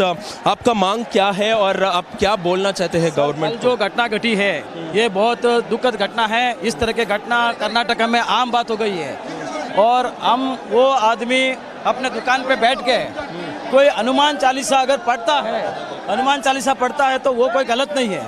आप लोग आके आप इनको बोलोगे कि भाई वो बंद करो, हमारा ये नमाज का टाइम हो गया, ये हो गया, ये कैसा ना है। हम कर्नाटक में रह रहे, पाकिस्तान में रह रहे, कोई समझ में नहीं आ रहा है। ऐसी घटना कर्नाटक में आम बात हो गई है, इसको तुरंत बंद रोकना चाहिए, और उस आदमी को इतना मारा पीटा गया उसको न्याय चाहिए, और आरोपी को तुरंत गिरफ्तार करना चाहिए।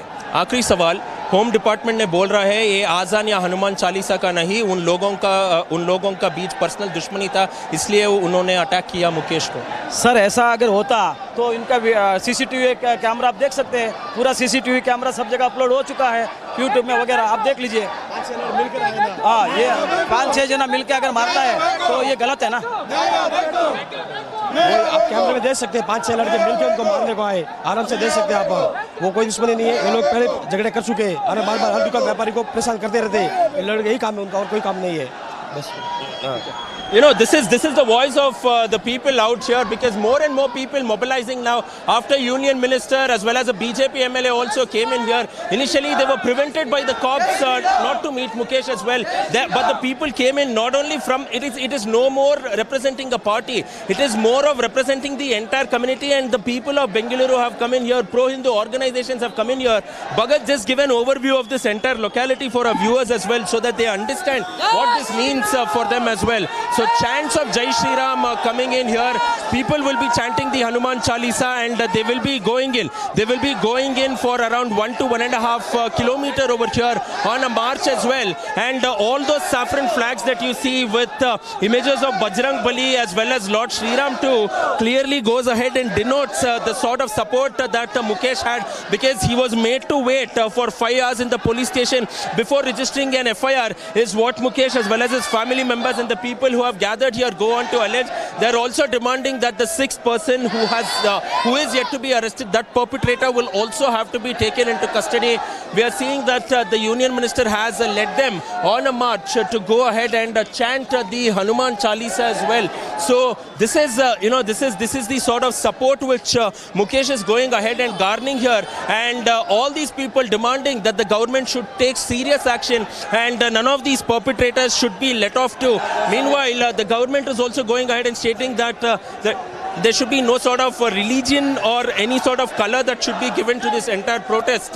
But looking at how these people are protesting, it looks like they are demanding the arrest of the sixth person who went ahead and had gone on to assault Mukesh as well. So we will not be able to go beyond this, because now the police are going on to barricade this entire street. You see that even the shops over here on this, shops have also been shut off as a symbolic protest, as a mark of symbolic protest out here.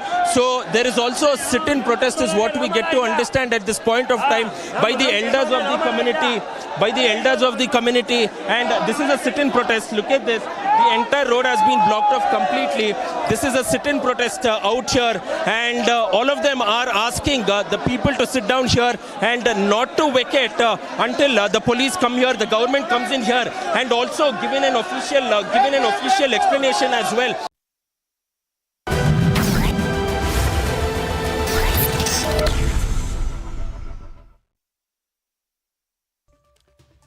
The opposition's response to the general election dates being announced on Saturday afternoon has been strange, to say the least.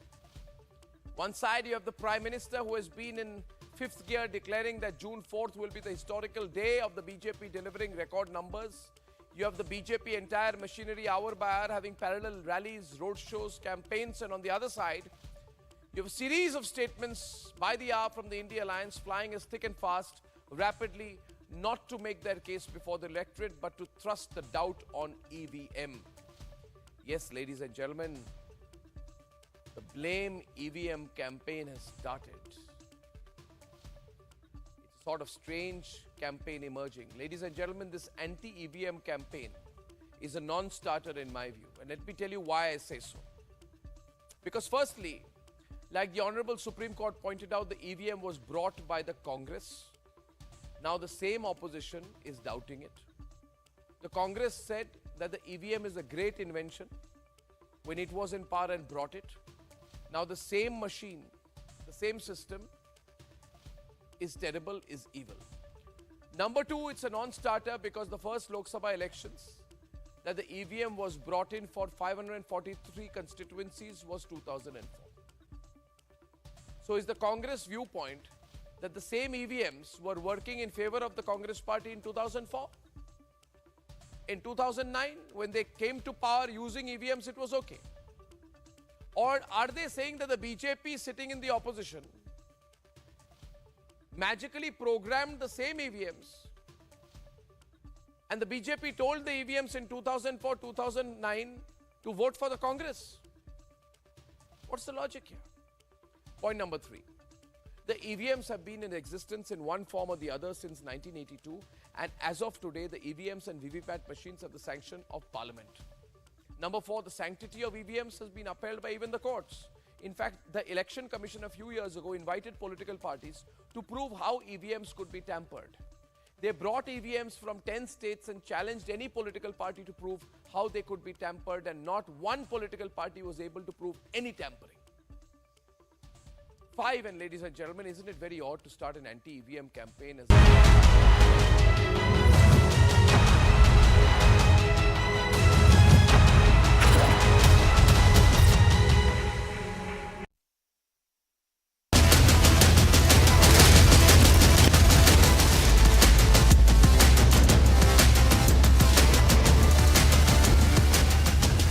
Hello, welcome you watching The Burning Question with me, Shavinson. Ladies and gentlemen, it means more trouble for the Delhi Chief Minister Arvind Kejriwal. The reason why I'm saying this is because for the first time, perhaps it's unprecedented, that a central agency in a press statement has indicated that a deal was struck.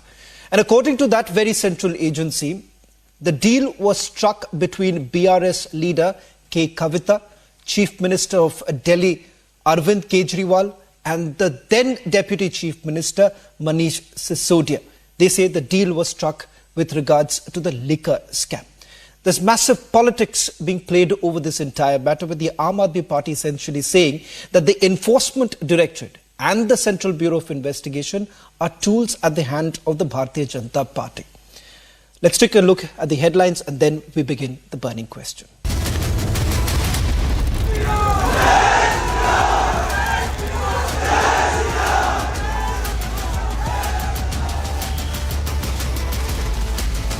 Mega showdown over Hanuman Chalisa in Bengaluru. BJP hits the streets. Siddaramaya's cops resort to use of force.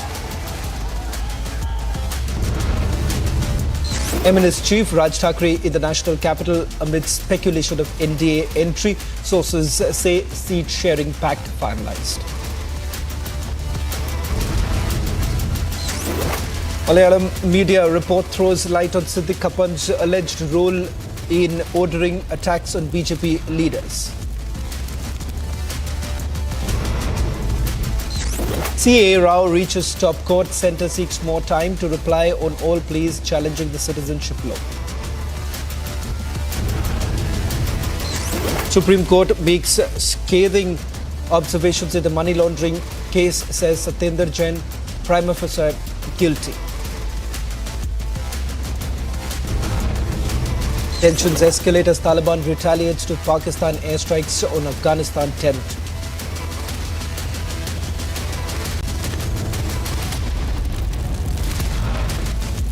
Ladies and gentlemen, there are fast-paced developments in the liquor gate. On a day, the Central Bureau of Investigation told a Delhi court that some high-profile persons may be arrested in the Delhi excise policy case. The Enforcement Directorate alleged for the first time that Chief Minister Arvind Kejriwal was a conspirator, rather a co-conspirator in the case.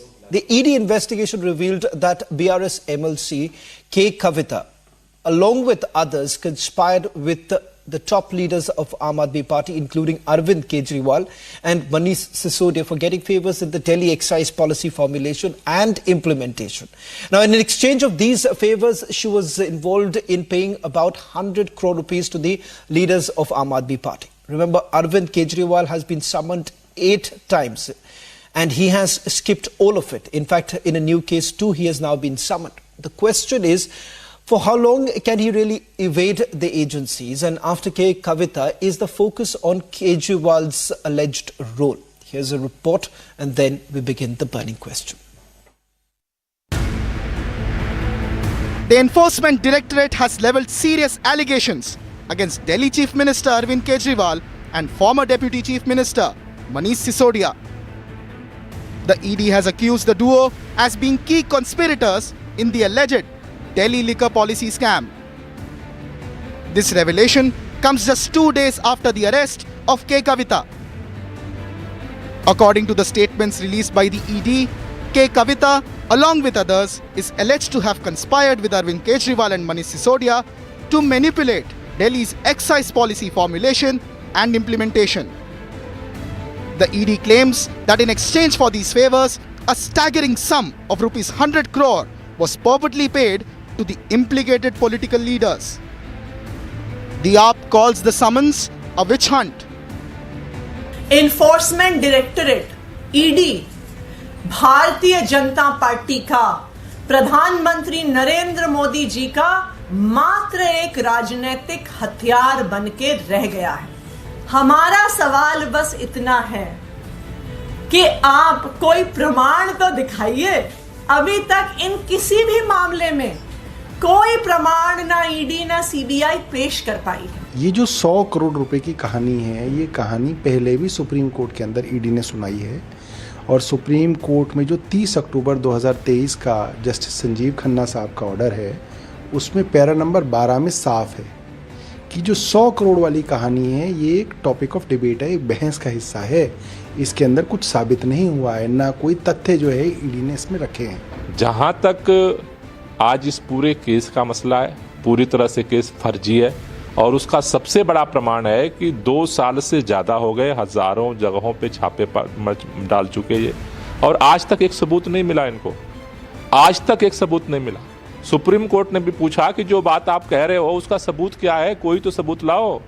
आज तक ED CBI कोई सबूत नहीं सामने ला पाए। इनके बयानों पे मत जाइए, दिन भर खाली हैं, बयान ही देते रहते हैं। बताइए ना, वीरेंद्र सचदेवा बताएं कि दिल्ली के लिए उन्होंने एक काम कोई किया हो। सिरसा जी बताएं कोई एक काम दिल्ली वालों के लिए किया हो। कोई एक काम बता दे भारतीय जनता पार्टी ने, चाहे उनकी केंद्र सरकार हो, चाहे उनकी दिल्ली में 15 साल एमसीडी की सरकार रही, कि एक काम उन्होंने दिल्ली वालों के लिए किया। सिर्फ और सिर्फ राजनीति कर रहे हैं। अपोजिशन को डराओ, धमकाओ, सम्मन भेजो, जेल भेजो, सब कुछ करो। The BJP says that the due procedure is being followed. समन से दूर भाग रहे हैं, भागिए। कहावत है ना, कानून के हाथ लंबे होते हैं, बहुत लंबे होते हैं। केजरीवाल जी, आप कहां भागिएगा, कानून के हाथ आप तक जरूर पहुंचेंगे। With 6 charge sheets filed in the excise policy case and 15 arrests made thus far, and over 8 summons issued to Arvind Kejriwal, ED heat on the Delhi Chief Minister is only mounting. But the question is, till when can he evade the agencies? Bureau Report, Republic TV.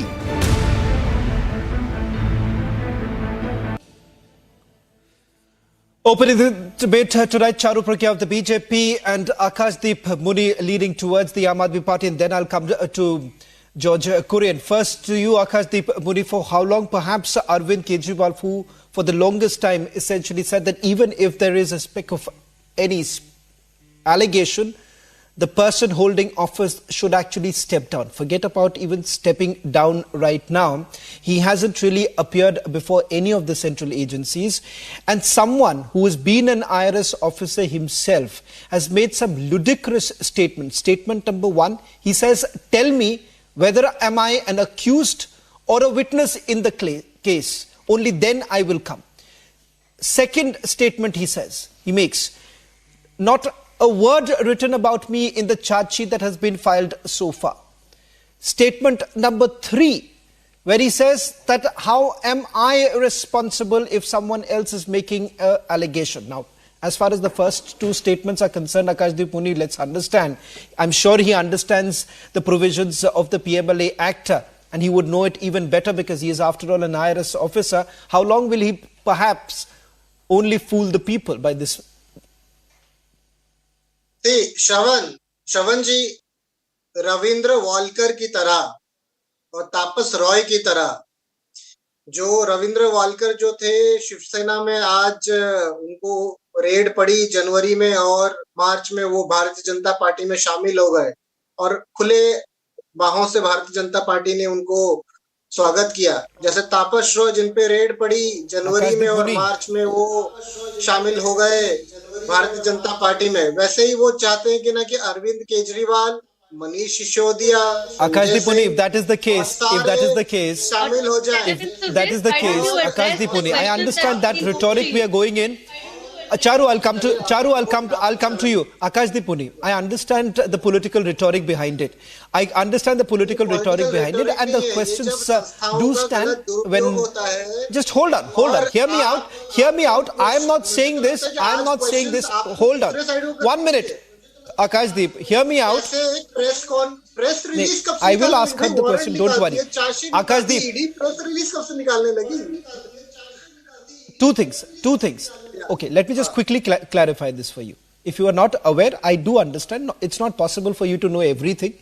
So let me just give you 2 quick updates. Number 1, this is not just about the central agency. The court, while hearing the bail plea of Satender Jain, made a statement, an observation too. And that is that there is prima facie evidence against Satender Jain. That is the reason why he was asked to go back to Tihar jail. So now will you say that even the court is wrong? Now will you say that the court has also been bought by the Bharatiya Janata Party? I would like to quote the court, if you permit. Sir, now as you are quoting the court, I'll also like to quote Justice Khanna, who clearly said in the bail plea of Manish Sisodia that this particular allegation of 100 crore is a false argument which has no basis and which has to be argued. Till now it cannot be leveled. PMLA against Manish Sisodia cannot be leveled against this 100 crore allegation. Now first. Second is that if you are quoting the court, I also like to quote the Honorable Court, where the Honorable Court said that this case won't stand 2 minutes when it is argued. But it is not argued still now.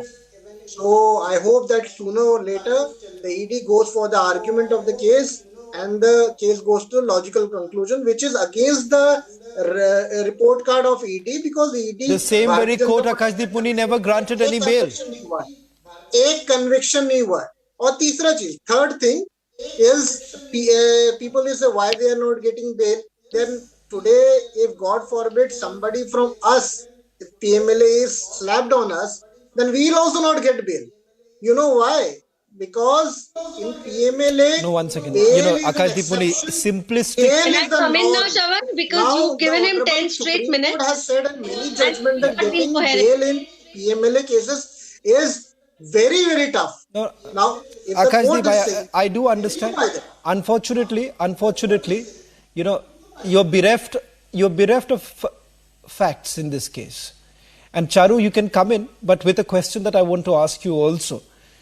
And the reason why I say, Akashdeep Puri, you've been completely bereft of facts is because, number one, with regards to quoting the court, you've been selective and you have not. The fact of the matter is that he hasn't been granted bail. If at all there was merit in the plea that was filed by Manish Sisodia, he would have been out on bail. I answered this question, I think. And the second aspect is with regards to the PMLA Act or the provisions under the PMLA Act. You possibly can't pick up anyone and everyone that you feel like. And I'll come to that in a short while from now. But Charu Pragya, I want you to also answer this question, because this constant reference that the opposition parties make, one is with regards to the Enforcement Directorate's conviction rate. Second, ahead of the elections, perhaps once again utilizing the central agencies as a political tool. So this is a narrative that the opposition tries to float to defend itself. But tell me, if you are levying allegations on the ED, are you going to say anything about the Supreme Court? And the Honorable Supreme Court, and I'm putting them verbatim, is that tentative money trail has been established of 350 crore. And I'm quoting the Supreme Court verbatim. Another point to remember is that tall leaders of Aam Aadmi Party have not gotten bail. And one of the main reasons for that is that not just a money trail has been established, they are known to destroy evidence, digital and otherwise. They have done that previously, and it's expected that if they are let out, they're going to do that again. The third thing is, this was a policy which was taken back when it was lost to the exchequer. So the amount of commission went up, the number of sales went up, but the money that the government was making went down. In the end, when pointed questions were raised, this policy was withdrawn. Now, Arvind Kejriwal ji has been summoned 8 times, and I find it both horrifying and laughable that he thinks the people of this country cannot see through the drama that him and his leaders are creating. Why are you crying so much? Why do you not just turn up for questioning? Because here is the thing, and Akashdeep Muni touched upon it. He said, oh, if we join the BJP, everything's going to be fine. Your leader accused the BJP of exactly this, right? Arvind Kejriwal ji said ki aaja BJP join kar lo. But when the ED and the CBI turned up to ask him who was the person who approached him, he ran away. So levy allegation, run away. Allegation levied on you, run away. So there is no logic, no basis to anything that is being said. Now let me wind up by saying one thing very clearly. Aam Aadmi Party is run by one supremo, that is Arvind Kejriwal. There is absolutely no way that even 1 rupee can move in this party or its vicinity without the express approval of Arvind Kejriwal. K. Kavita has been arrested, and please trust me, you might think otherwise, but the investigative agencies of this country and the court of this country, they're doing their job. And when they're doing their job and they pick up a leader, they know that there will be questions asked, if not today, then tomorrow. The officers are very careful.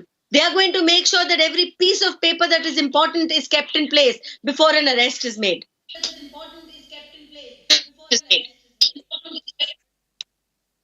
George Kurian, you heard both Akashdeep. I'll come back to you, but I want to bring in George Kurian right now. George Kurian, Arvind Kejriwal was the same very leader when the UPA was in power, had leveled several allegations against top Congress leaders, and he had at that point in time said that these leaders should respect public property, and that is the reason why they should step down. That does not really hold in today's time, because Arvind Kejriwal has turned over simply saying that these are mere allegations. If at all they were mere allegations, then the best person to answer those questions by the central agencies would have been Arvind Kejriwal, and he could have come out in the open and said that, which he has never done till date. George Kurian, the Congress party, by supporting the Aam Aadmi party in this entire matter, finds itself in a quicksand situation.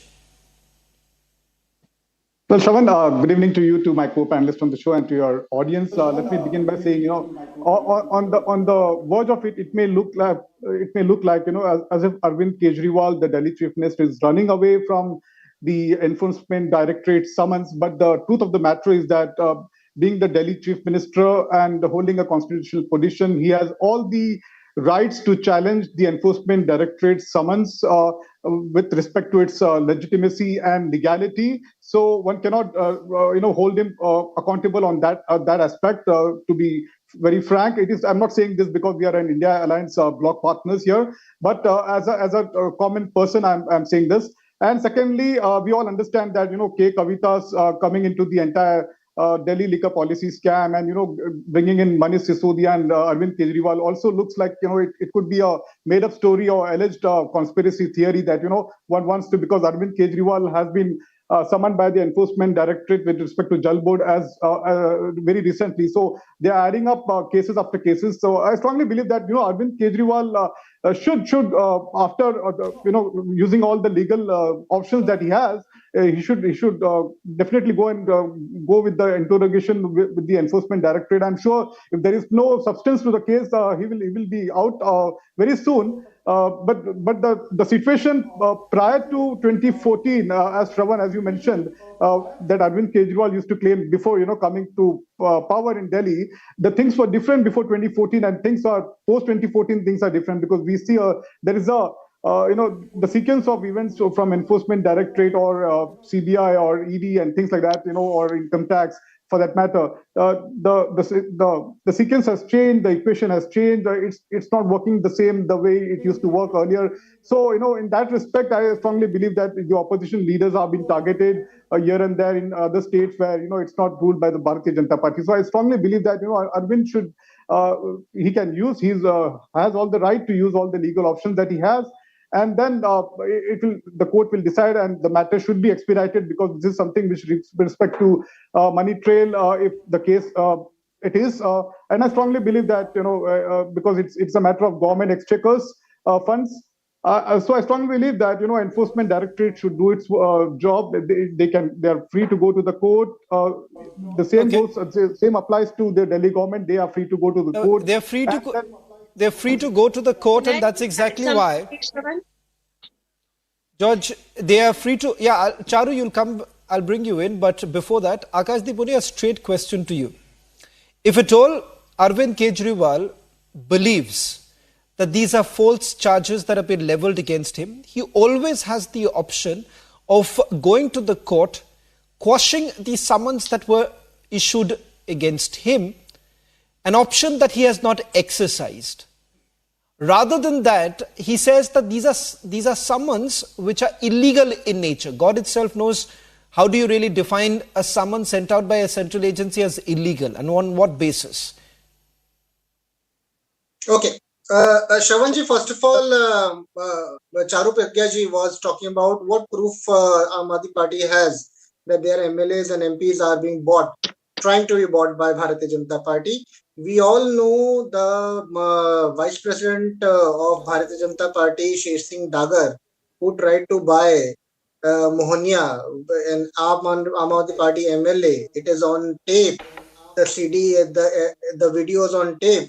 And Charu Pragya ji, उसके बाद Bharatiya Janata party ने उनको show cause notice दिया था शेष सिंह डागर जी को. Investigative agencies came to Arvind ji asking for proof. Why did he run away? You can't levy allegations without proof, right? Repeatedly we have asked number दो, phone number, SMS दिखाओ, WhatsApp दिखाओ, नाम. No, but Charu, let me not divert this. Let me not divert this. Let's not get distracted. Let's not get distracted. It's not about Charu. Now it's like a full toss ball that you're giving it to Akashdeep. Akashdeep did not want to answer the question that I asked him. Now, the reason why Akashdeep, please answer my question and then you can get into the diversionary tactics that you and Charu are indulging in right now. My question is very simple here. If at all he really believes that these are false charges, hold on. I'm repeating this and I want a direct answer from you. Tell me something. If you believe that there's absolutely nothing wrong, will you not defend yourself by going to the court and getting these summons quashed? The FIR that is registered by the Central Bureau of Investigation quashed? Very good question. Regarding the now 9 summons have gone. Regarding the 8th summon, it was the enforcement director who went to the court and said that we want to, there is a case filed that why Arvind Kejriwal is not coming for the summons and we want it to be criminally prosecuted. So the court has granted bail to Arvind Kejriwal and now the case is going on. It is sub judice.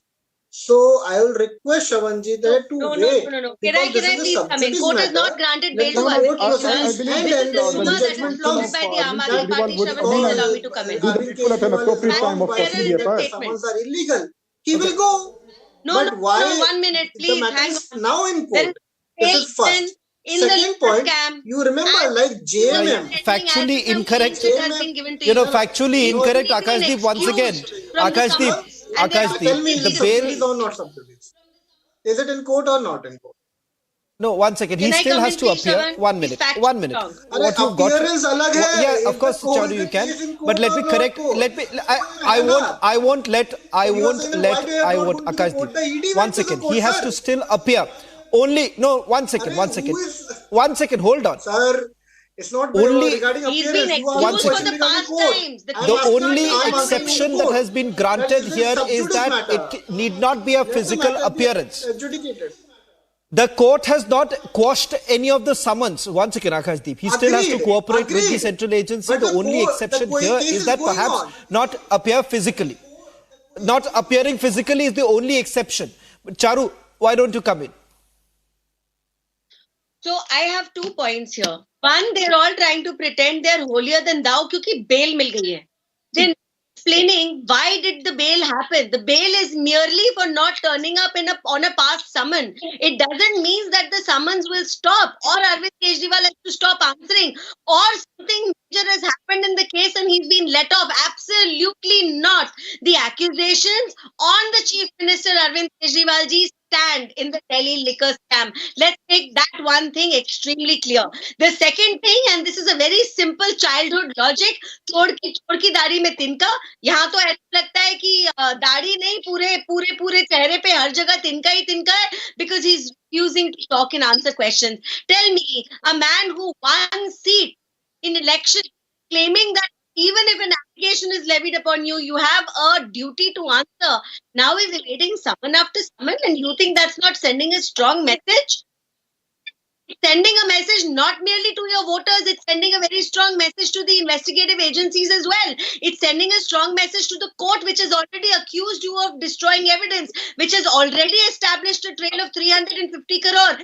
And we have been saying this all along, the kingpin is Arvind Kejriwal. The loss that has been put on the head of Delhi government is massive, running into thousands of crores. And this scam, Aam Aadmi Party has made at least a couple of thousand of crores, and we will know that once investigation concludes. You cannot hide. You cannot disappear. Also, let me tell you, the first thing you said was money nahi mil raha hai. These days, I think money is stacked up all the time. Quid pro quo hota hai. When you were campaigning for elections, who paid for the aircrafts that Aam Aadmi Party leaders were using? Who paid for the choppers? Who was spending on the posters? Thousands of crores have been because you made those thousands of crores in this Delhi liquor scam. But ED तो 100 crore बोल रही है, आप 1000 crore बोल रहे हैं, सच क्या है? ED सच बोल रही है ना, आप सच बोल रहे हैं? आप सच बोल रहे हैं? 1000 crore है, ED तो 100 बोल रही है, वो गलत है, ED गलत है. I stand by what I say. Okay, George wants to make a point. George, imagine how much worse it's going to be beyond paper. The last word here. Let's understand one thing. Charu and Akashdeep. Hold on. George, on matters of corruption, I strongly believe it is for a reprieve that has really come in from the court. No, George, the point here is that there is no reprieve really coming in from the court. And it's quite perhaps, I would say laughable when a political party actually demeans what even the court has to say on this entire matter and then tries to perhaps dilute the entire matter by simply saying that these are false cases. They themselves decide whether the case stands or it doesn't. They would not even wait for a verdict really coming in from the court. The court today says that there is evidence against this person. The central agency should carry on with their job, but still the political rhetoric continues. Shravan, just like the Enforcement Directorate who's functioning under the preview, the same goes with Arvind Kejriwal, who is one of the accused in this case. He can he can challenge the Enforcement Directorate summons with all its legitimacy and legality with its legal counsel and team. But I strongly want to say that the Arvind Kejriwal, it may look like he's running away from the summons, but he's looking out for his legal options. Once he goes to the Enforcement Directorate and gives his clarification and things like that, I'm sure once the charge sheet has been filed and things are after the interrogation, they will at an appropriate time they will try and quash the entire charge sheet itself. So and we all understand electoral bonds are there, and the BJP is trying to distract and divert the attention of people. That's the reason K. Kavita has been arrested, and so they want to hide their misgovernance. This is not new. No, one second. This policies. 20 seconds a response from Charu. No, I don't understand how is exact. No, I don't understand a case that has been investigated for over a year. How is it that it is used for distracting? On that too on electoral bonds. How are both of them linked? We are on the eve of an election and Lok Sabha is just around the corner. I'll tell you. Well, the central agency will be working on the basis. Remember, you do understand, both of you. You do understand that the central agencies, one second. You do understand, one second, hold on Akashdeep. You do understand that the central agencies are answerable before the court. When they are producing an accused before the court, they do have to produce the evidence that has been collected. It is not the state police where they say that, look here, I've arrested because there is a suspicion and now I'm going to search for evidence. That's not what happens when it comes to the central agency. And that is the reason why these summons are sent out, which is very different than a state police. Charu, one last word. See, let's remember that these investigative agencies, what they are showing is only the tip of the iceberg. They have worked for a lot longer to collect evidence enough to talk about raids, to talk about arrests, to put a paper in writing in front of the court. So let's not take that lightly. It's not trivial. It is very big, and I made that very clear. These officers are conscious of their entire career spanning decades. Please understand they're not going to throw that away and stop talking in that negative light about our officers. There are lakhs of people who work in these organizations. The second thing and the most important thing is you are saying the timing. This investigation has been going on for at least 2 years. We've been debating and discussing it for at least 1 year. Your minister has been behind bars for over a year. Now, what are you talking about timing? We didn't tell Kejriwal don't turn up for 8 summons. He could have now. He could have chosen to turn up with the first one. Would you have still questioned the timing? So Akashdeep, I'm really running short of time, but I'll just give you 10 seconds. Charu, I'll have to cut you short. 10 seconds. Akashdeep, I'm really running short of time. Yeah, there are.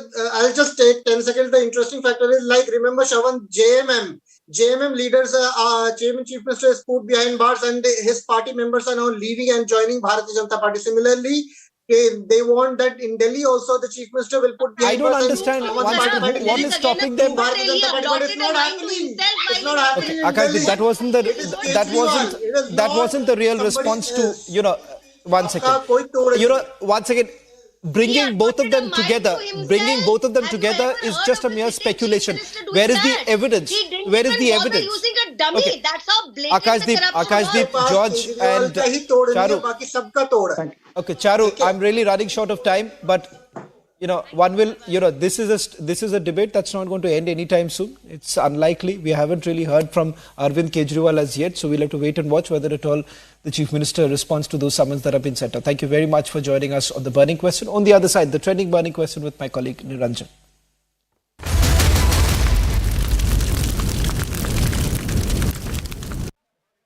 QS and THE, the world's foremost university rankings organizations, have ranked Amity amongst the top 3% universities globally, making it among the very few Indian universities to be included in both rankings. Yet another top ranking for Amity University.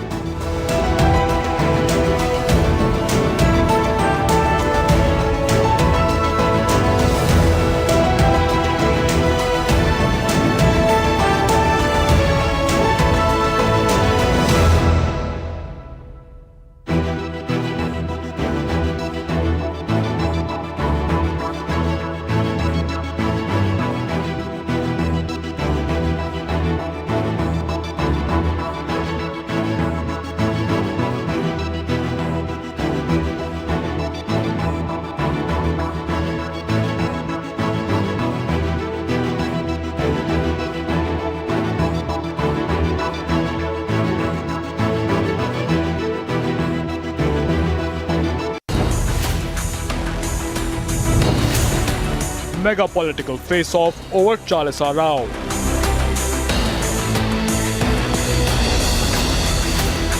Unprecedented showdown in Bengaluru.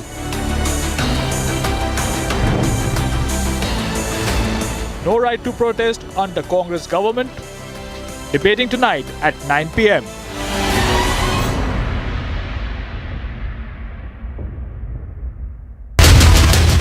Trending burning question. Powered by Reva University, Century Club Prime, AMNS, Acco Insurance.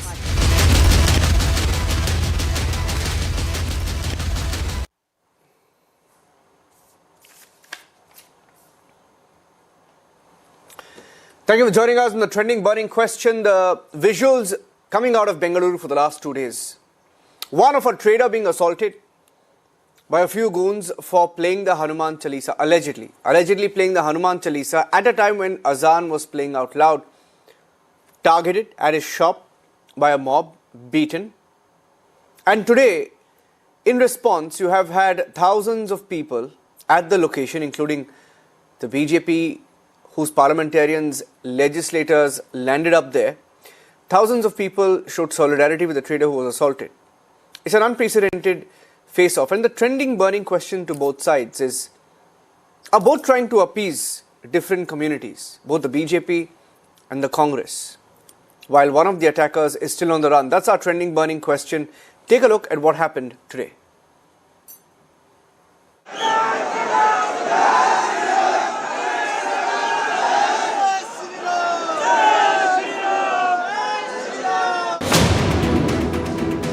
A day after an altercation allegedly broke out between a shopkeeper and a group of men for playing Hanuman Chalisa during Azan, workers of right-wing organizations staged a massive protest. Dramatic scenes right there on our screens. Dramatic scenes right there on our screens. Mukesh being taken away inside this particular corridor out here, and the cops are trying to remove him from the protest site. They're saying that this is preventive action. Viewers note that Mukesh is the victim, he's not the perpetrator. Mukesh is the victim, he's not the perpetrator, and they're saying they're taking him away from here. Soon, the anger mounted. Tejasvi Surya joined the protests and was later detained. The BJP MP called on the Bengaluru City Commissioner to conduct a thorough and impartial investigation into the incident. However, the protests refused to die down. This is a sit-in protest. Look at this. The entire road has been blocked off completely. This is a sit-in protest out here, and all of them are asking the people to sit down here and not to vacate until the police come here, the government comes in here, and also given an official explanation as well.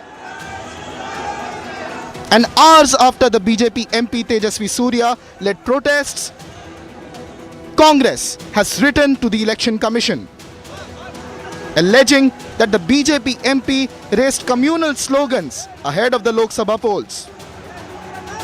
The shopkeeper who was attacked has been put under tight security. The reason was I was playing Hanuman Chalisa. That was only the reason. In India I can't play Hanuman Chalisa. If I play Hanuman Chalisa, I'm not safe, I think. You are saying that you were playing Hanuman Chalisa and that was the only reason that you were attacked? Yes, sir. That was always the reason. There is major anger against the act of alleged intolerance in Bengaluru. Bureau Report, Republic TV.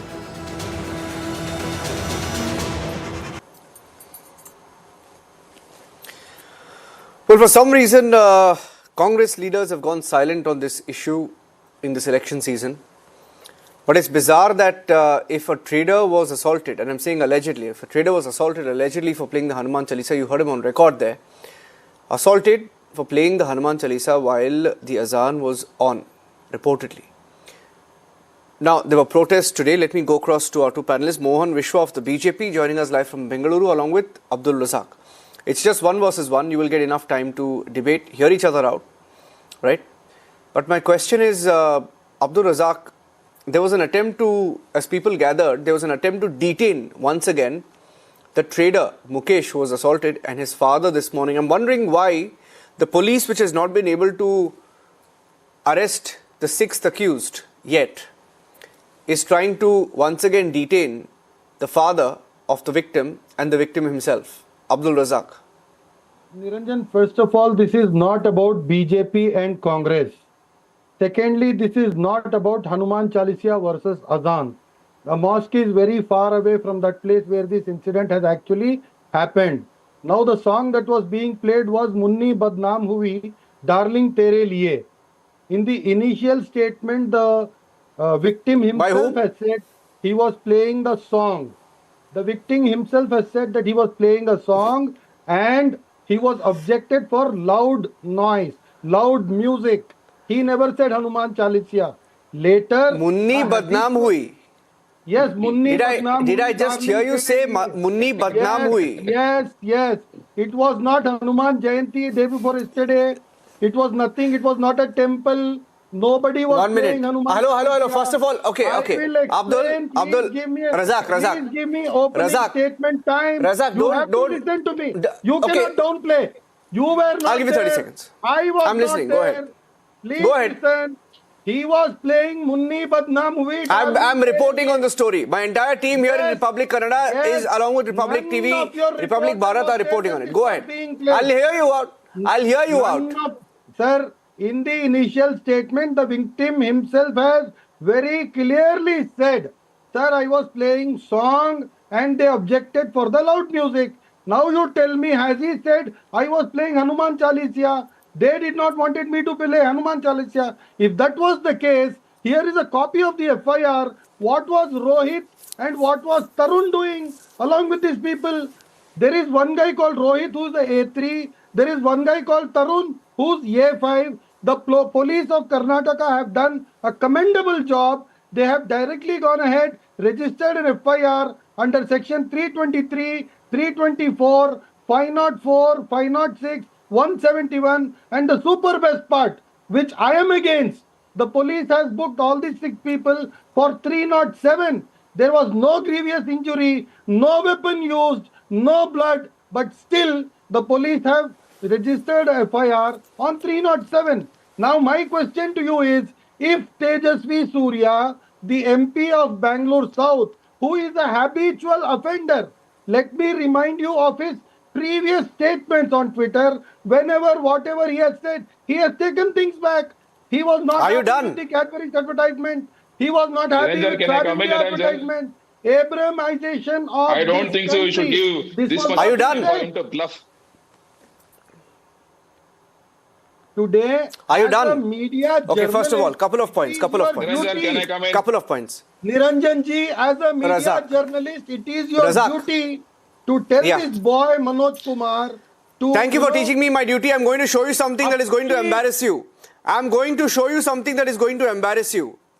I'm going to show you something that is going to embarrass you, so listen to me. Please. Listen to me and have the courage, Abdul Razak. Yes, Just because you keep... No. Speaking non-stop is not courage. Speaking non-stop is not courage. Okay, first of all. Sir. Speaking non-stop is not courage. Don't listen to me. First of all, it's Hanuman Chalisa. Not Chalisya. Hanuman Chalisa. And anybody can play the Hanuman Chalisa whenever they want. Not only on Hanuman Jayanti. Okay. Don't say whatever. Don't say whatever. It is a matter of sentiments. Okay? Sir, the sentiment should be only if there is a Be careful when you say whatever. Hanuman Chalisa. Be Why careful. will somebody play? No, be careful. No, be careful. No, don't say whatever. Did he have a license? 1 minute. Did he have a license? 1 second, hold on. Speaker? No, what do you mean? 1 minute. What? No, 1 second. No, hear me out. What do you mean? No, 1 minute. 1 minute. I'm asking you. What do you mean? No, Mohan Vishwa, 1 second. What do you mean? Why is he playing Hanuman Chalisa loudly? No. Are you the police? I'm not saying that. He never played Hanuman Are you the Chalisa. police? What is the crime? He played Munni What is the Darling Tere Liye. And you're coming up with a... Okay. Sir, this is a temple. You're coming up with a cock and bull story now. This is a temple. You're coming with a... No. 1 sec. You're making up stories. A mosque. Yeah. I have... Please see this. You should have courage. You should have courage. I hope you can see this. Now see this. See this also. See this also. I'm going to Mohan Vishwa. It's not between you and me. Mohan Vishwa will respond to you. Exactly. Mohan Vishwa will respond to you. 1 minute. Have courage. Have courage. Have courage. Full frame दिखाओ ये full frame दिखाओ. Let's show this full frame. Full frame तोड़सी इसको full frame दिखाओ. Show this full frame. 1 minute. No. I'll also show you full frame. Hold on. I also can show you. 1 second. Please show this full frame. Zoom into this. These criminals who came and attacked Mukesh. Look at these criminals. 1 minute. You know what they said? Aaj jail, kal bail. फिर वही पुराना खेल. See, आज jail, कल bail, फिर वही पुराना खेल. Which means today I will be in jail, tomorrow I will get bail, and then I'm back to my old tactics of what? Attacking Mukesh for playing Hanuman Chalisa. Mohan Vishwa will respond to you now. First of all, my friend don't have facts with him at all. He don't even know the fact that Mr. Commissioner of Bangalore, Dayanand himself have told categorically that he was playing a devotional song. He don't even know the fact. And also there is one more FIR filed today. Yes. You should see the He names has written over devotional there. song. Second point.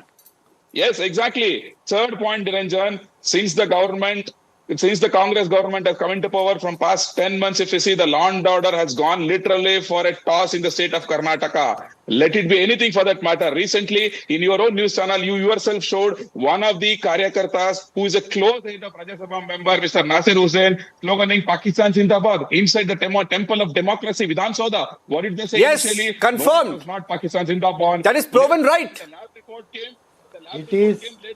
It is temple of democracy, not only for people of Congress, take an example for of BJP as Rameshwaram well. Cafe bomb blast. Who were watching When the 4 Rameshwaram videos Cafe in bomb Vidhan blast Sabha. happened, what happened? Sir, whose The leaders bomb were blast He didn't interrupt you. He didn't interrupt you, Razak.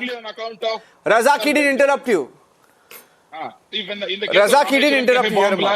He didn't interrupt you. The Home Minister said it is personal vengeance even before getting an FIR. And also Mr. D.K. Shivakumar, who is the DCM of the state, he says he calls the cooker bomb blast guy from Bengaluru as his brothers. And also, I will tell you, see, you just showed me one poster of those culprits who said, "Aaj jail, kal bail, fir wahi purana khel." There is a reason for putting that kind of statement, Ranjan, because the same Congress government who is into appeasement politics has withdrawn more than 1,200 cases against these guys in the past, same PFI and SBTPI cases. And also from last 10 months, one of the MLA from Mysore, he writes a letter to the DCM D.K. Shivakumar to withdraw cases against the culprits who was involved in DJLE, KJLE cases. So when the Home Minister himself writes a letter to the upper, administrative officers to withdraw the cases, obviously these guys will get a gut.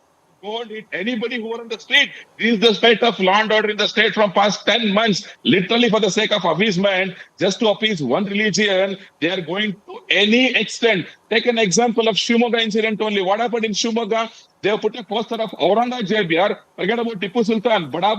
The biggest words, they put those kind of big posters. That also supported by same Congress government. From past 10 months, Niranjan, they have please been answer given to me. the Did this guy put posters of Aurangzeb? whereas crime rate is the highest since 10 years, since the Congress Niranjan, government please inception. answer to me. This What is the was appeasement Tarun politics they are doing? doing. And here What was Tarun doing? What was Rohit it's doing? a devotional song. This guy Then is Razak Rohit. don't have proof to say Accused that he was number playing 3. 1 minute. This is Tarun. Accused number 5. Come on.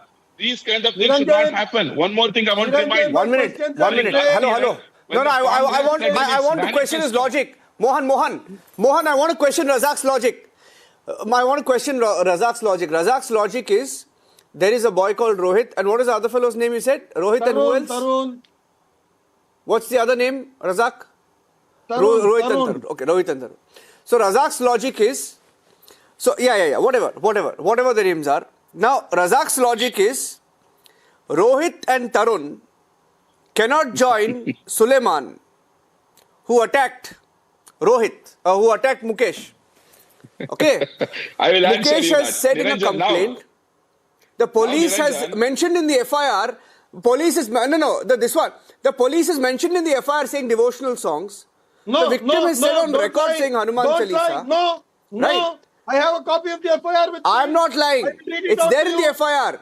Is it there in the FIR or not, Mohan Vishwa? Mohan Vishwa, is it there in the FIR or not? Absolute lie. It was said himself have told that there was a devotional song played. There was a devotional song played. He don't even know the fact. No. Simply is bluffing in the media. The complaint very and also, clearly the said same victim, I was objected for playing a song he has told in front of loudly. your own reporters that he was playing Hanuman Chalisa. What else? No, I want to know. Let me ask him a question. Mohan, let me ask him a question. Let me ask him a question. At the beginning of the show, ladies and gentlemen, at the beginning of the show, 1 minute, Abdul Razak, hear me out. At the beginning of the show, ladies and gentlemen, Abdul Razak, who's a follower of the Congress party, supports the Congress party. He's in Bengaluru right now. And Abdul Razak said that Mukesh, who was beaten up for playing the Hanuman Chalisa, allegedly, once again I'm saying allegedly, he said it was not the Hanuman Chalisa. 1 minute. Hear me. Wait, hear me out. He said he wasn't playing the Hanuman Chalisa. Don't be a part Listen, of I'm trying to say what you I don't need your certificate, Razak. Razak, I don't need your certificate, first of all. And secondly, I was saying that Abdul Razak here, sitting here, claimed it was not Hanuman Chalisa. But he said, Munni Badnaam Hui. Darling Tere Liye was the song being played. Please prove it on the show right now. Prove it right now. Prove it right now. Otherwise, I will accuse you. Prove it right now. Otherwise, I will accuse you. I will accuse you of trying to shield the attackers here. I will accuse you of shielding the attackers. Prove it to me right now. Prove it to me right now. Niranjan, let me explain. Please give me a moment. Niranjan, he was playing a Bollywood song very loudly. Hindus Where and has he Muslim written the boys complaint? together Has he written in the went complaint? there and objected to the Has he written loudspeaker. in the complaint, It was Mr. nowhere Razak? related to Has Azan. he written in the Masjid complaint? is very far away You are from not that listening to place. the statement by Commissioner. And you are not Sir, listening to wait, the sir. person who Sir, was there in wait, the sir, I spot. will tell Niranjan, you. can you play the report? Sir, wait, sir, I will tell 20 you. minutes back, your Now, reporter went to him. Tejasvi He Surya's told viral categorically. video. Tejasvi Surya's viral video has made it clear as to what is the real intention behind this episode. All that Tejasvi Surya was said tomorrow. I want at Yes, least there is also a 10,000 video. people. There is also a video. Clothering Pakistan Zindabad. What was the intention? Sir, What was the intention behind don't clothering try to Pakistan play Zindabad around in the Vidhan bush. Sabha? Don't try to beat around the bush. What? Why? Listen to See, what that is the happened in this mindset we are episode. 1 minute. here. One second. I want to ask Mohan Vishwa. I want to ask Mohan Vishwa. I want to ask Mohan Vishwa. 1 second. Mohan Vishwa, question to you. Mohan Vishwa, question to you. Razak, please Razak, stay quiet. Razak, control your emotions, control your feelings. 1 second. Mohan Vishwa, you stay quiet. 1 second. My question is to you. Mohan Vishwa, my question is to you. Mohan Vishwa, there is a video. There is a video. I have seen a video of Tejasvi Surya where Tejasvi Surya says in every corner of Nagaratpete in Bengaluru, people should hear Hanuman Chalisa tomorrow. In every corner, he says, right? He says thousands of people should play it loudly. While I agree with the fact that in a free country like India, anybody can sing Hanuman Chalisa wherever they want, whenever they want, right? It's okay. There is a certain limit. People know their limits. They can play it, right? They don't need moral policing, first of all. But I'm asking you, Mohan Vishwa, when you know that area may be commonly... First of all, I don't agree with the logic of Abdul Razak that the masjid was far away. That's why you couldn't hear the azan. It couldn't be possible that azan could be heard there. I don't agree with you. I think you're just faffing there, Razak, because that's not the truth. That is not the truth. That is not the truth. That is not the truth. Please understand this. Please understand this. There is absolutely no need of listening to Azan. There is no need. The reason why I'm saying masjid was far is because it is not related to That was not Azan my and point. I'm saying stop faffing. I'm saying your logic is a little like all over the place today. I'm saying the masjid can be far away and you can still hear the azan where this incident happened. 1 minute. 1 minute. My question was to Mohan Vishwa. My question was to Mohan Vishwa. Mohan Vishwa, fine. Mohan Vishwa, you have the right to protest, fine. You have the right to protest, okay. You have the right to also chant Hanuman Chalisa, right? Okay, you have the right. But you may be wrong in an election season, in a polarized atmosphere, to go to a communally sensitive area. First of all, there's nothing called a Muslim area, Hindu area, nothing like that. But when you know the situation is tense, to go there in the hundreds and thousands and create a law and order situation is also wrong. Mohan Vishwa. And that is why I said both are trying this for appeasement. Because for you, it's your core voter. And for Razak, he's trying to obviously be soft towards the attackers. I'm sorry, Razak, I'm saying it as it is. Mohan Vishwa. Niranjan, here, this matter, rather than looking more towards communal, you should look at towards the failure of law and order. That's what I said. I gave you at least 10 examples from past 10 months. I've debated it. Mohan Vishwa, I've debated it. You know that nobody's debated it more than Republic. Do you think we have to keep quiet? When the Congress government has become an habitual offenders by protecting these culprits for every crime they do from past 10 months, do you think we should keep quiet? Is it our duty to... They have registered 307. Attempt to murder. What else do you want? Inside the Vidhan Sabha happens, Rameswaram incident happened, 10:30 FIR. And DK Kumar calls the terrorists are their brothers. And DJL, KJL, Reuters, the recommendation comes from the minister himself to release them. Come on, this is what is happening for the past 10 months. Congress has become the habitual offender. And also, no, I'll tell you one thing. Abdul, every time you come on a debate, and one more thing, Abdul. Niranjan, please for 1 moment. You can counter him, but I want to tell you one thing. Abdul, you can't come from a place, I'll tell you, Abdul, every time you can't come from a place where you're trying to be soft on the attacker and you're questioning the victim here again. There's no need to do that also, no? When something is wrong, say it's wrong. Not once have I heard you condemn the attack. Not once have I heard you on the debate condemning the attack. Exactly. Where is unity have you condemned the attack today? Condemn the attack. Sir, my question condemn the attack. Sir, please allow me, sir. Condemn the attack. I really respect you, Niranjan, sir. Condemn the attack. My question today is, where is unity condemn in the attack. He will not. I'm putting a stopwatch.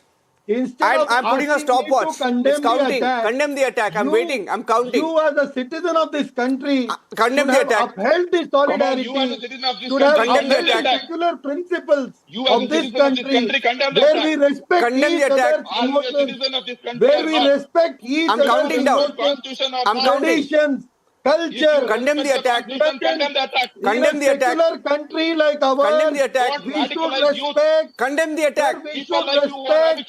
Condemn the attack. Condemn the attack. Allow me to speak. Condemn the attack. Last year there was a murder. A guy called Chandru. Monisha, give him time. Monisha, give him time. The Home Minister. My stopwatch is running. My stopwatch is ticking. I'm waiting for him to condemn the attack. Condemn the attack. I will tell you. I'll condemn the attack. Don't. It is a despicable job what these idiots did. No, condemn it. I'm really not with them. I condemn the attack. I'm not saying no. Who are you calling an idiot? Who are you calling an idiot?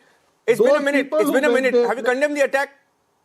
1 minute later. Please. 1 minute later, you will not say clearly, I condemn the attack. Niranjan, please listen out. Please listen out. The former Home Minister of Karnataka, Mr. Araga Gnanendra, when there was a murder of a guy called Chandru, before even getting to know what exactly happened, he said that he was stabbed so many times. You're going back into history, boss. I'm asking you about this particular incident, no? Leader who want to communalize the issue. Talk about this attack. No, talk about this attack. No, Razak, talk about this attack. I questioned him. No, I told him don't create law and order situation. I told him don't create law and order situation. I told him don't create law and order situation. I asked Mohaneshwar.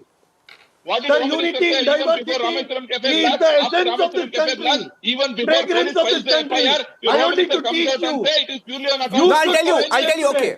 What kind of statement he can make? Okay. What was the necessity? Razak and Mohaneshwar, I have to end the debate. Well, I'll make one point. Has he got permission to play loudspeaker? Razak and Mohaneshwar, I'm ending the debate. I'm ending the debate with just one line. I'm ending the debate. Please put their audios down 1 second. Put the audios down for a second. Please put their audios. No, it's not about, please. Not about Muslim guy, Hindu name, Muslim name. Please stop it. That's not my problem. My problem is when there is a bomb blast, when your first response is, I'm checking a business rivalry angle. When there's a cooker blast, you call somebody an innocent boy. And when there is an attack on a youth or a trader for playing the Hanuman Chalisa, your question is always on him and his character. That is my issue and that is what I'm questioning today. And I think Arnab is debating this. Arnab is back with the Hanuman Chalisa debate at 9 p.m. 9 p.m. coming up next. Stay tuned. Thanks for watching.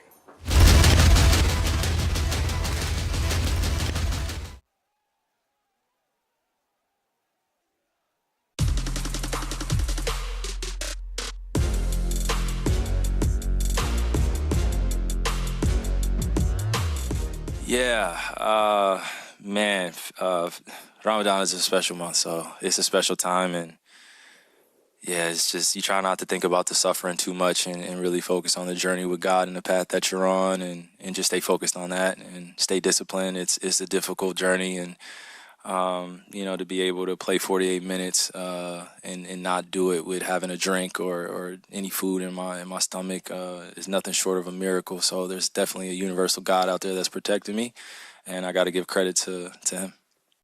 Yeah, it's a day-by-day thing, but what's for sure is I'm not even close from being at my best. So it's I don't even see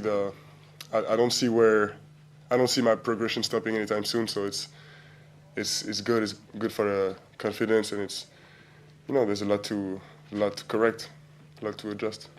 He's a multi-talented young man, and he's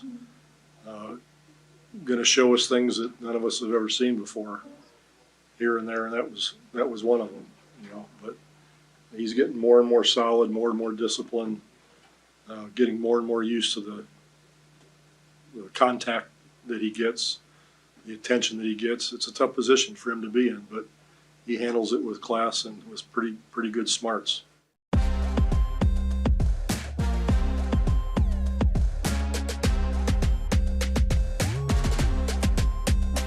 I want to support all the players that are in the squad.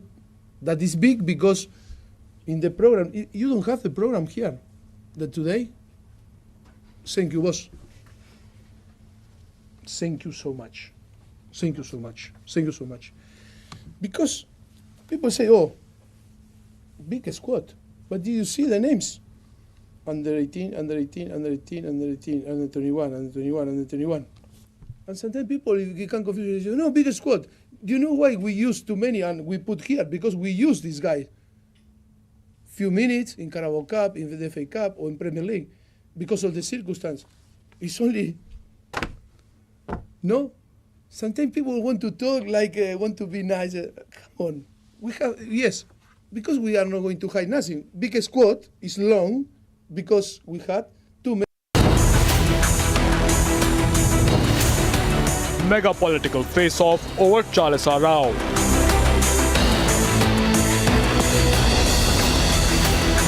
Unprecedented showdown in Bengaluru.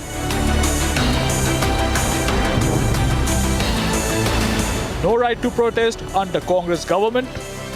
Debating tonight at 9 p.m.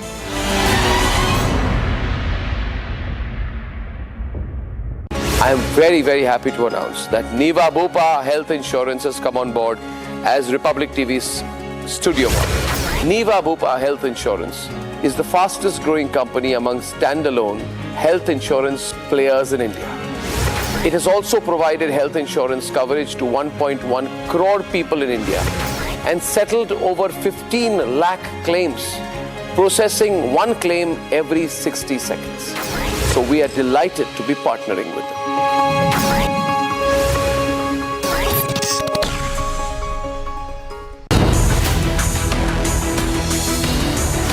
Supreme Court orders release of poll bond donor list. Petitioners say don't release anonymous donations. Top court orders retrospective release of data. Debating tonight at 10 p.m. This is Republic Niva Bupa Studio, your one-stop for all the breaking updates. I am Rakshita Mishra.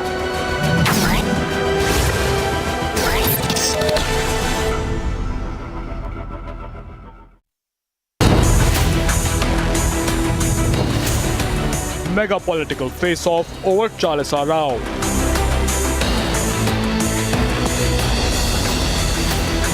Unprecedented showdown in Bengaluru.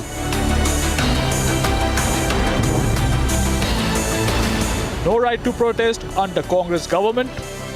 Debating tonight at 9 p.m.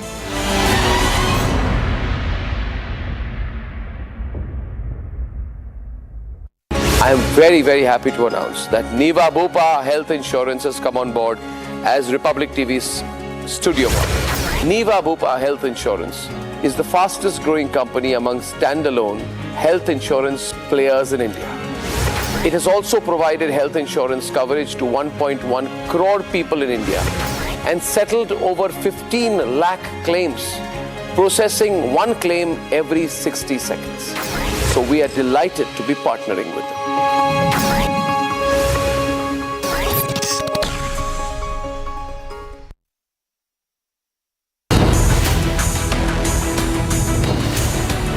Mega political face-off over Chalisa Rao.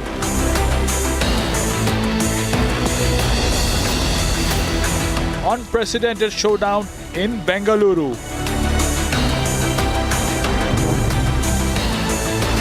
No right to protest under Congress government. Debating tonight at 9 p.m.